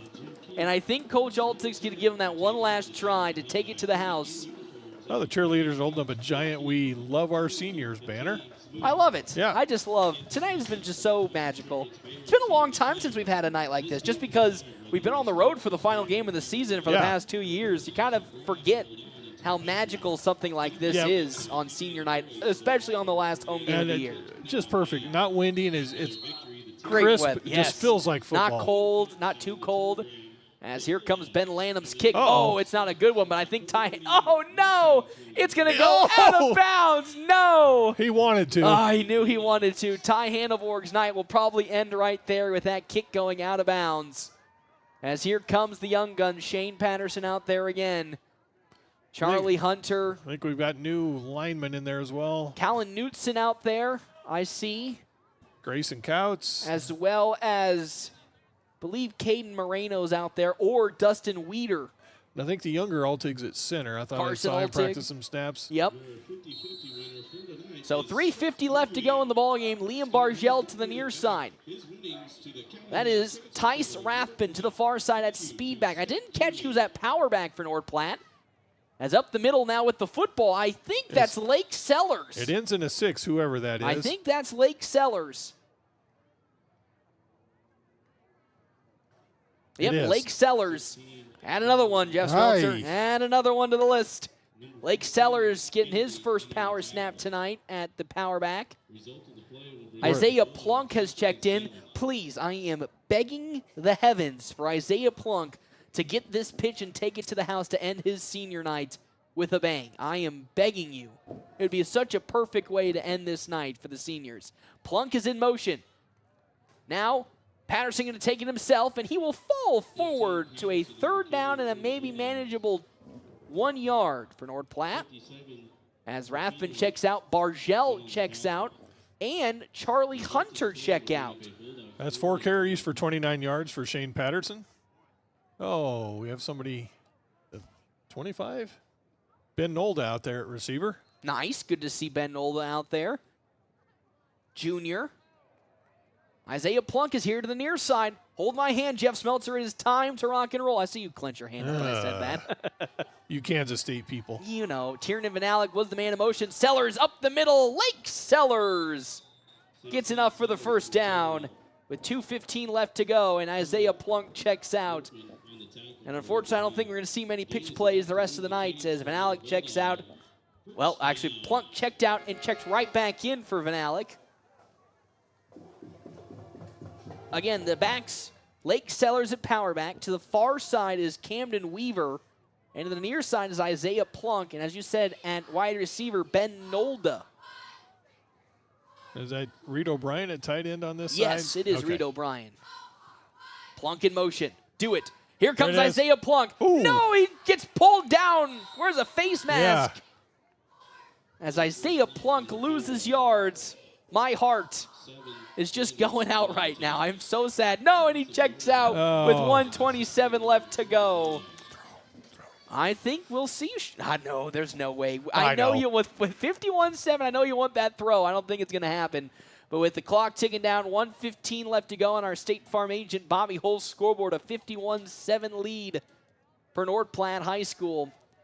Probably going to see a run up the middle from Reed O'Brien, or at least a timeout from, we're going to see a timeout from head coach Kurt Altig to at least get him closer to just kneeling the ball and ending the season with 2 wins. As there's a timeout called by North Platte. Our timeouts are brought to you in part by Kevin McGann in the Fortified Group. You know it. Check out Kevin McGann in the Fortified Group. His location, 621 South Dewey, Suite B. What'd you see, Mr. Smeltzer? A whole new bunch of folks are coming in. Are we seeing the fresh? No, we're seeing seniors for one last play. Yeah, we're going to see the seniors for one last play, and I think that's just lovely. Yeah. As here is Jimmy Pack listing off all the seniors. Class move. Yeah, get those seniors out there. I love it. And again, this is what we missed so much with, being on the road on this last game for back-to-back years. Here comes all the seniors into the game. Haremza, Rathjen, Trayton Burke, Blake Tonkinson, Isaiah Hey, look, Plunk. we're going to play with 2 footballs. Okay. Gavin Shinost also out there, as well as Sam Stefka to take, it looks like, a kneel down for the Dogs. As under center, Trayton Burke kneels that football. And we'll see if they'll run one more play or if they'll let the clock wind out. They'll have 8 seconds left to spare, so they'll need to take one more kneel on this 3rd and now 16. But I just love to see Coach Altig put all the seniors out there one last time. As Trey Burke under center takes the final snap, and North Platte High School picks up its 2nd win of the 2025 season, defeating Lincoln High and the Lynx 51-7, and it has been a magical night, Jeff Smeltzer. The seniors get to go off on their final game with a victory. A lot of them put out outstanding performance. I think every single one of them had a moment tonight that was just so fun to see. And on top of that, it was a victory for North Platte at home. Yeah, what a way to go out. Big win on senior night for those young men that have been playing for 4 years. Well, some of them 4 years. Some of them took a couple years off and came back out their senior year, and you gotta be impressed with those young men that decided to give it one more go as a senior. And for those younger folks, a little momentum going into the offseason, going into winter sports in the offseason for next year. So couldn't script it any better than this, and proud of the Bulldogs. Way to go, fellas. It's just such a great way to end this season. We've talked a lot off air, and I think a lot of people in the community have talked off air as well, just about how they knew this was going to be a retooling year with the loss of, I think Coach said, 29 seniors from last year's squad. And out of the 22 starters, there was only 2 returned. Burke and Kincaid. Yeah. So everybody else, it was all it was first time. uncharted waters. So. First time territory for these guys on a Friday night. Your first game against Kearney, a rival and a top 10 team.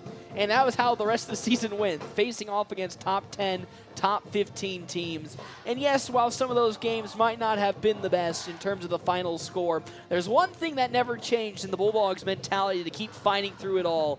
Never wavered, and you saw it here tonight. It took the largest loss in program history last week against Millard South. And you know what they did? They didn't let that fester. They didn't let that, seep into this team and go off on a bad note. They came out here today against Lincoln High and absolutely took it to the Lynx from start to finish from all 3 aspects of the football side.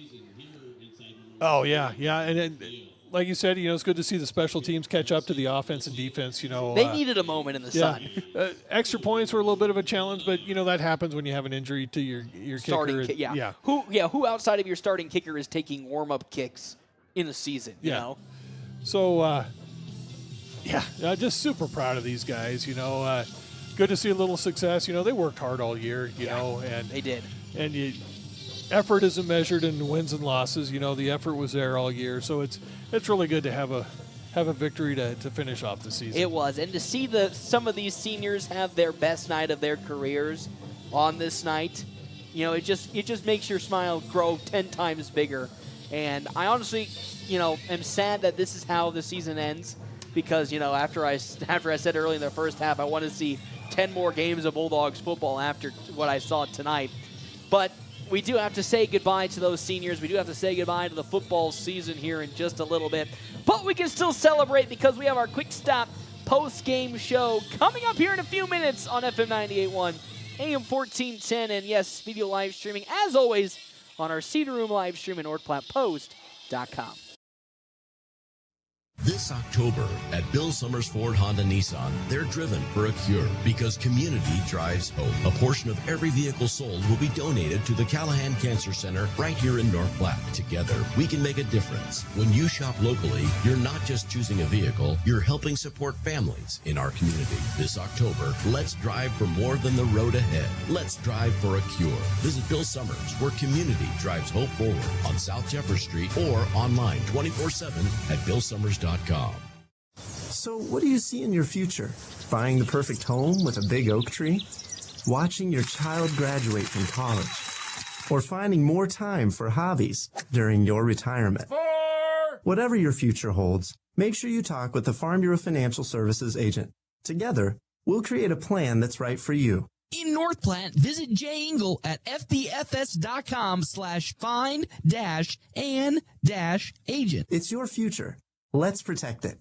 As the crisp fall air rolls in, it's the perfect time to secure the insurance protection you need. Fortify Group has over 50 years of trusted experience serving customers in North Platte and beyond. We're here to cover all your needs: farm, crop, auto, home, and commercial insurance. Whether it's harvest season or time to winterize your home, we work with multiple carriers to find the best coverage for you. Visit fortifygroup.net to learn more or stop by our office at 621 South Dewey and chat with me, Kevin McCann. No matter the season, you can rely on Fortify.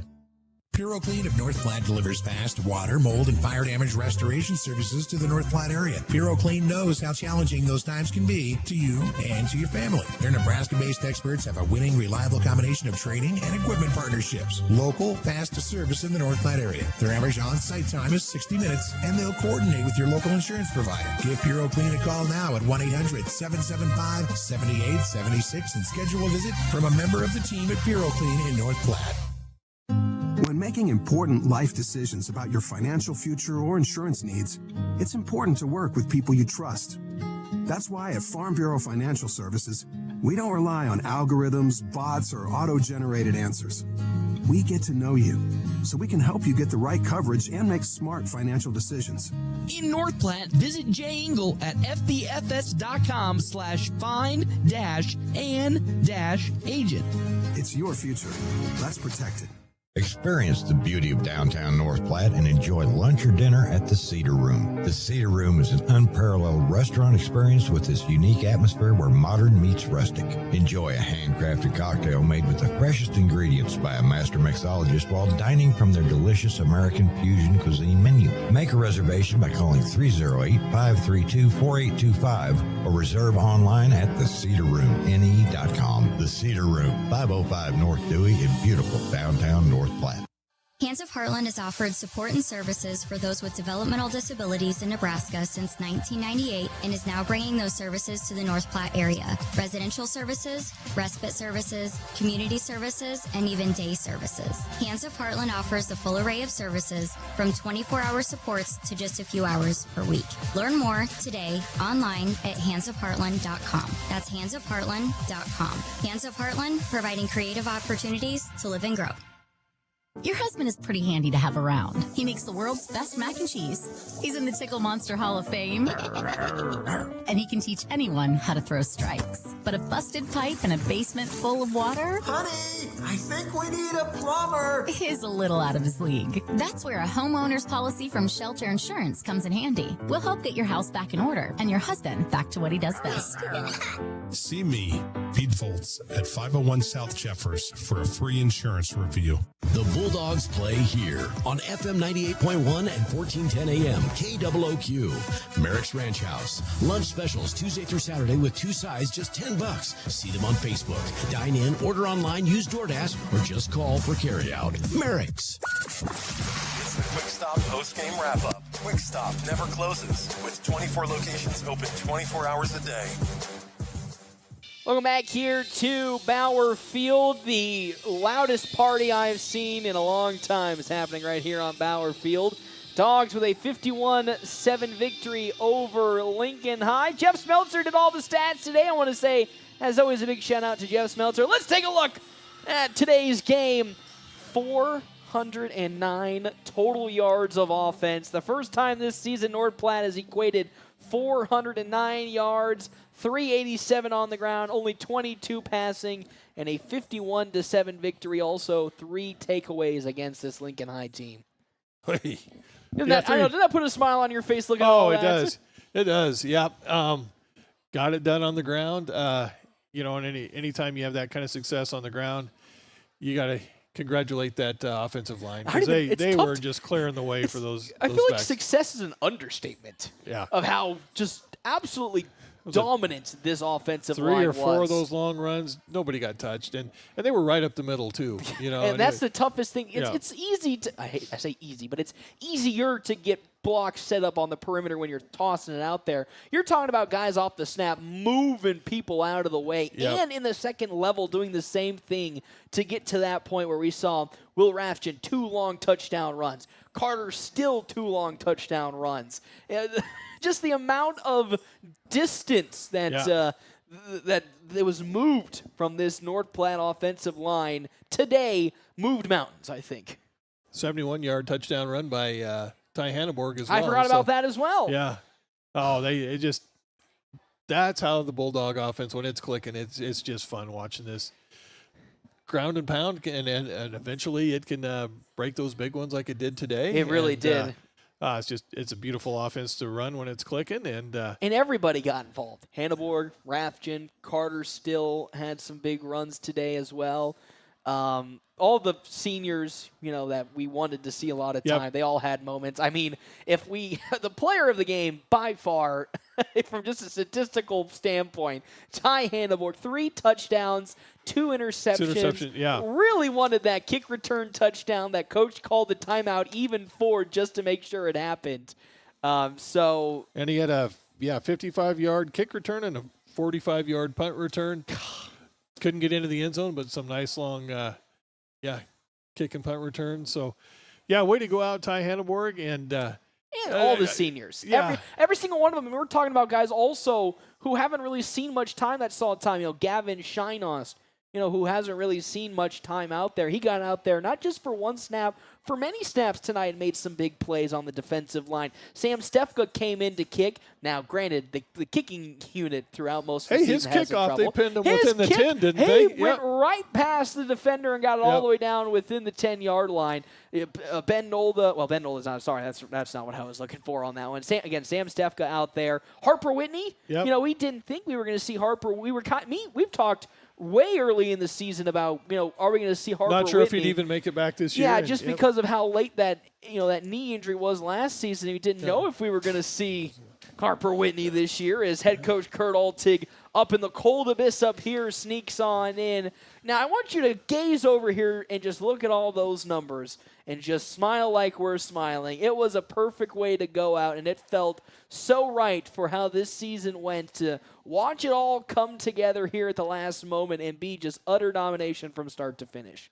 Yeah, we played really well.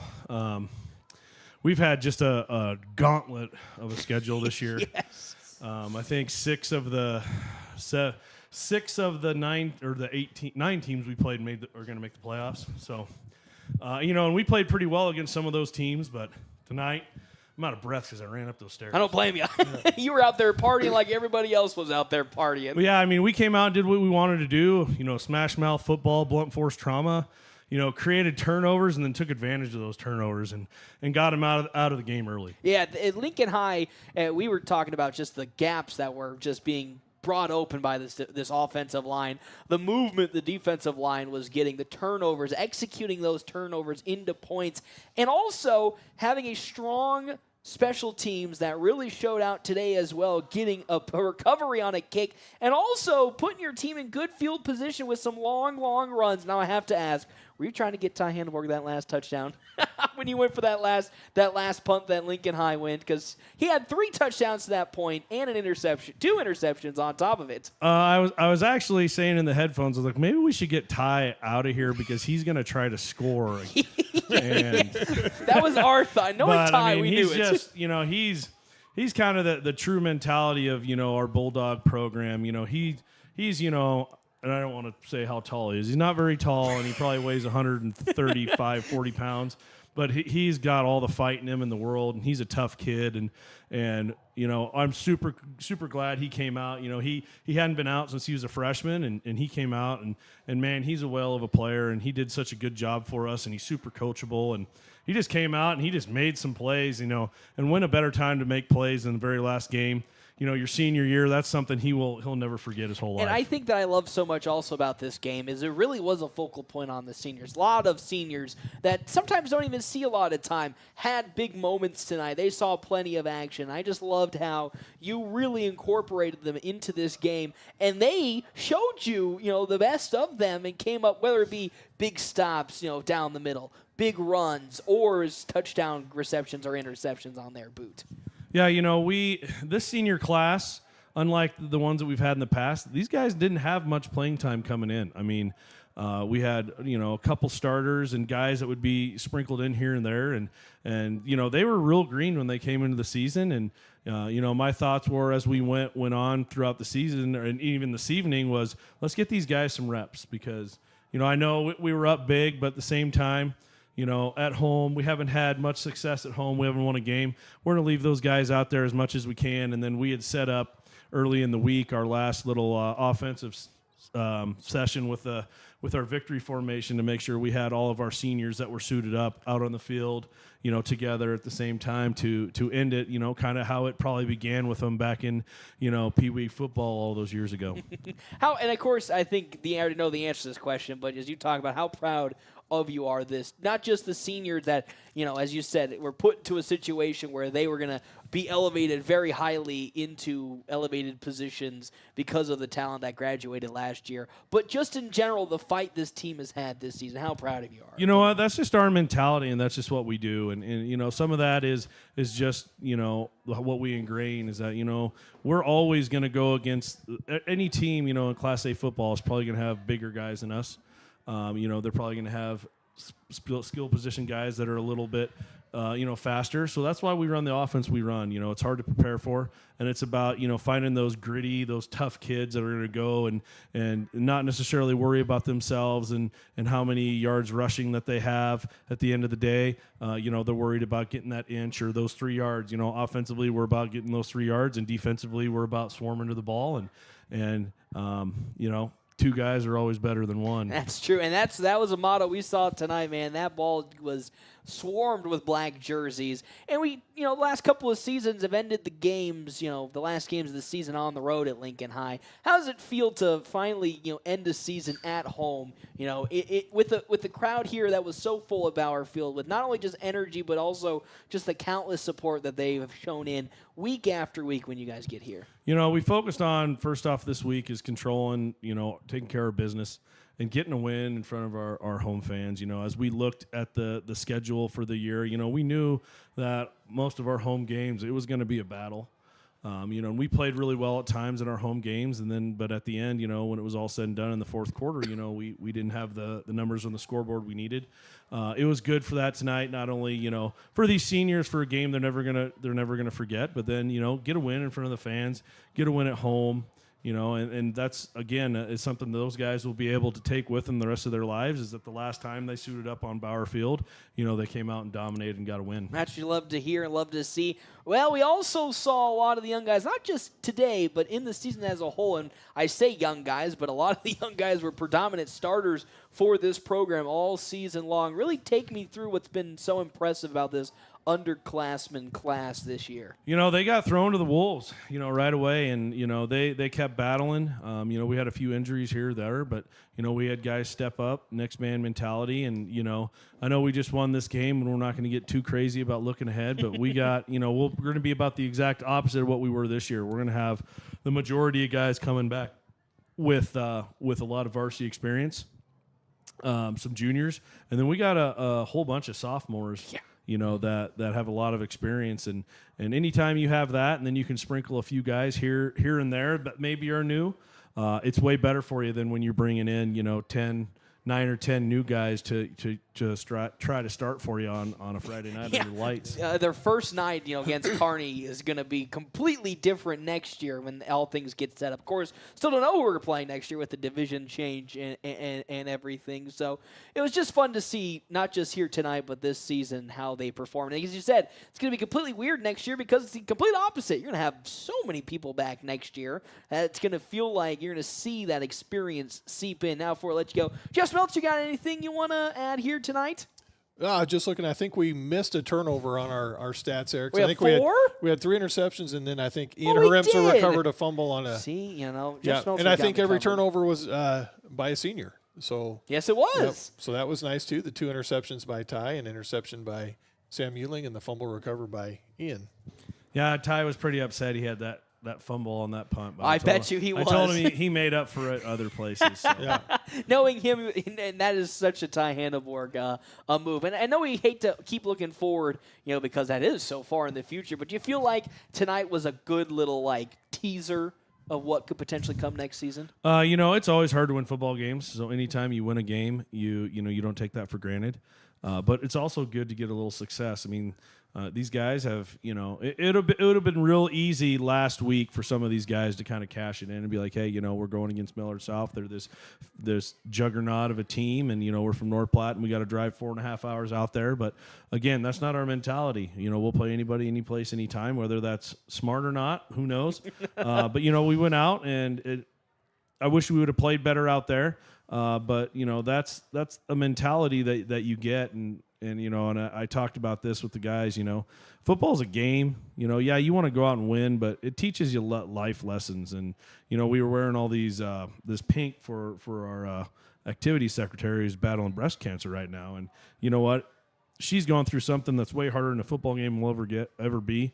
And if they can learn just a little bit, when they grow up to be dads and husbands and learn to fight through a little some things, then my job has been good, whether we won those games or not. Coach, as always, thank you so much for stopping on by. I'm so happy that we get to end the season with a W, and shockingly, we'll be back here next year before you know it, talking 2026 Bulldog football. Yeah, football never really ends, You might think it ends. I might get a few days off here or there, but, when you got to count, 1,000 knee pads and 150 helmets and shoulder pads and all the other things that go along with football. But, no, it's great, and, yeah, you're right, we hope all these guys go and they, they're out for their other sports and they have success there, and then we'll start again here in the end of May and June and be back rolling through it with playing somebody someplace sometime right towards the end of August. That's what you love to hear. Coach, as always, thank you so much for stopping on by. We'll have, of course,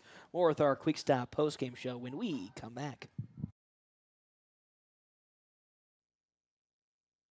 We're always open right around the corner. Quick Stop. Save money at the pump at Quick Stop with the Dino Pay app. Dino Pay offers contactless payment using your preferred debit or credit card. The savings add up with 12 cents per gallon and even more on Tuesdays and Thursdays with rollbacks for savings of 15 cents per gallon. Huge savings to Sinclair Dino Pay, saving you at the pump. Don't forget Frazzle Gourmet Slushes and For Real Shakes and Smoothies. Gourmet coffee at everyday low prices on your favorite beers. Quick Stop.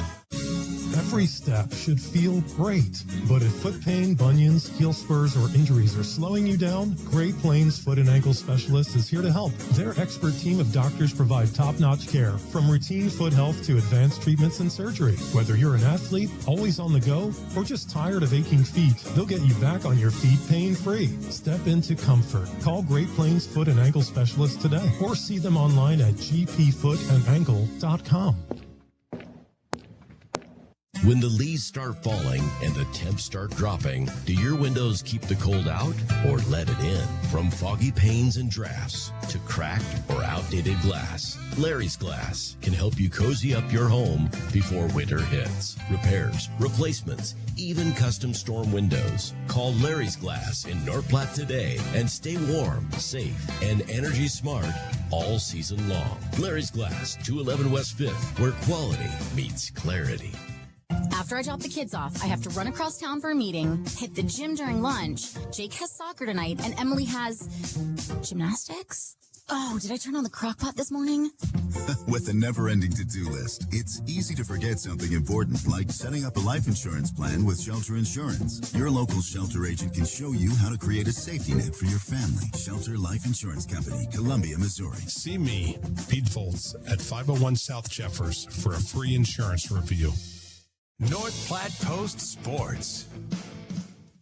Welcome back here to Bauer Field, FM 98.1, AM 1410. We're wrapping up the football season here today. I honestly am baffled, shocked, mix of emotions, happy, but also extremely sad because it's been so fast this year. This whole entire sports season has just been ridiculous how fast it's gone by, and we're talking about the conclusion of football today, which I just never would have thought would have been happening at this moment. No. Yeah, it didn't seem like that long ago that it was beginning of school and they're having to do the early morning practices because of the heat. Yeah, and we were talking about getting ready for Kearney, and they were a whole new team that had like only 2 returners the whole time. Yeah, so football season always seems like it flies by. Basketball season, I don't know if it's much longer, maybe a couple weeks longer. I think it's longer for me just because I have state wrestling intertwined with it. Okay. So it's kind of like it just drags on just because I have to add also another sport into it. Wrestling finishes a couple weeks ahead of basketball, so it goes by fast too. It seems like once they're back from Christmas break, then it just flies blitz by towards the end. Yeah, and then it's state before you know it. So yeah, excited for these guys again in on a win and carry that over to their winter sports because I think there's going to be some success in the winter sports. You're going to have a lot of those guys go out for basketball. Jake Kincaid, we know, is going to be one of them. Harper Whitney is kind of I don't know Sam yet. Euling's going to have a big role on the basketball which team. is good. And then I'm trying to think which other guy. I don't think there's many other basketball players. Reed O'Brien. Yep, I forgot about Reed. Yep. And then, of course, for wrestling, Keegan Klaus. Oh, boy. Who didn't end the season this year with the Dogs. But Ty Hanneborg, who is, in my opinion, the guy that you have to beat for a state championship at 135. I think that's where they're placing him this year. Yeah. That's a guy that, in his last season, of course, of high school wrestling, is going to go for that state championship. And he's been screwed over, I'll be honest, screwed over in his last 2 attempts, the last times he's been there. And I know this year he's going to go all the way for, and that's going to be crazy. And that's not even counting some of the other guys that might try out for state. D'Angelo Mata was a guy that also wrestled light last year. He'll be back. And then some of the big boys on the line, I think, are going to try wrestling. I think Tonk, I don't remember if Tonk was a wrestler last season. But there is going to be a lot of wrestlers this year. Yeah, and I don't know who else is at his weight division, but I know Connor Stifler's always been a real solid wrestler. Yes. So he might try out. He might try out for that. Of course, he'll be in the baseball team come the springtime alongside Kate Songster, who unfortunately won't be playing with that ACL injury.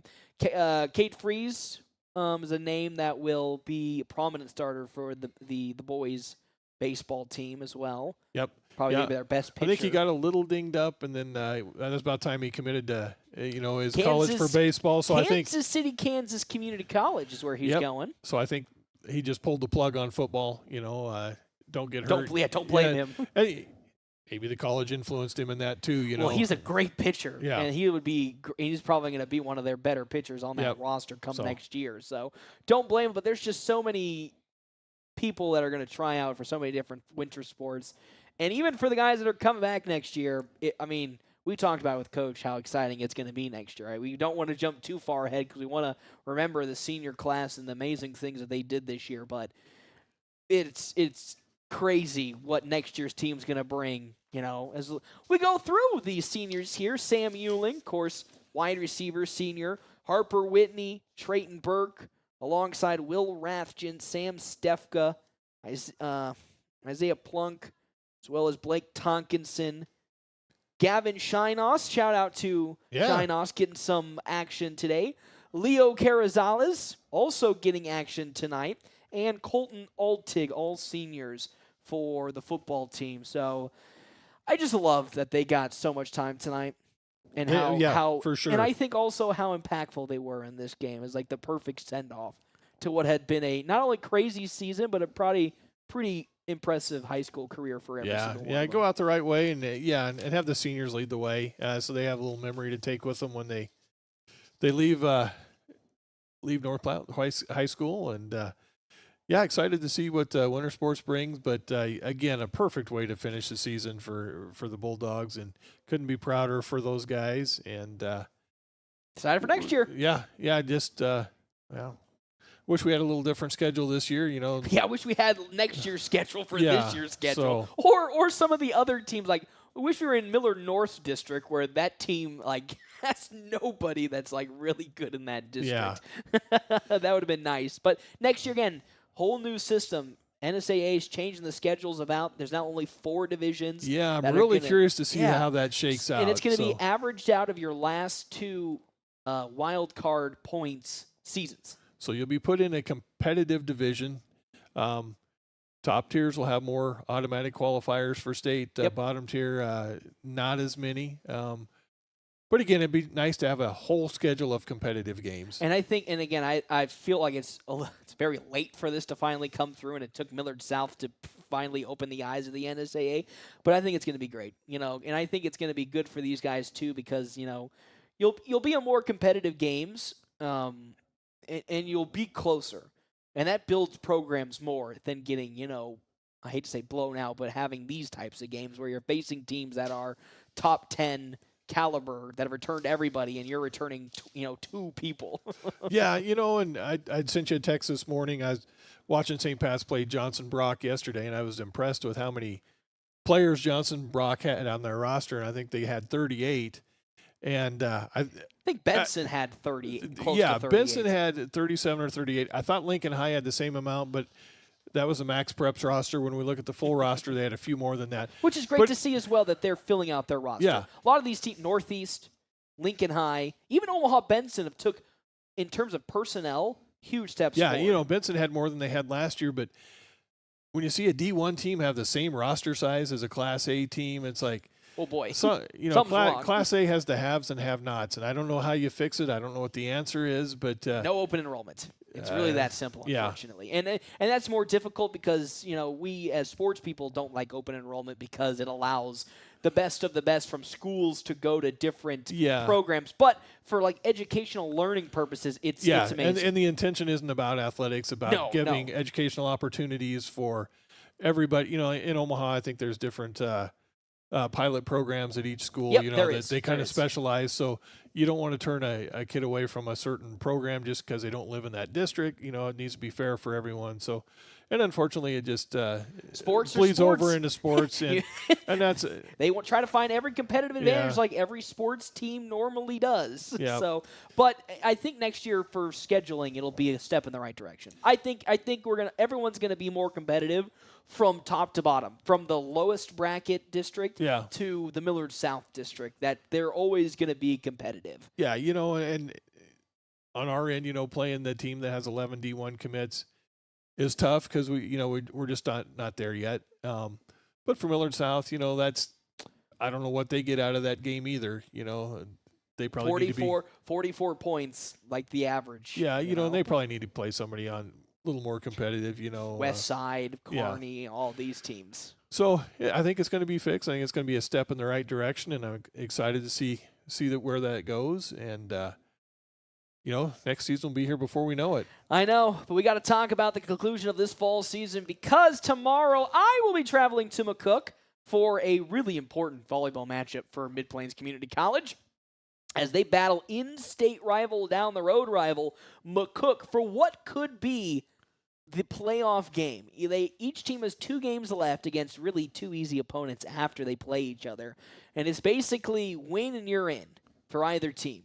Because if North Platte wins, they'll split the head-to-head, but have the overall record better than McCook, so they'll be guaranteed on the 3rd tiebreaker.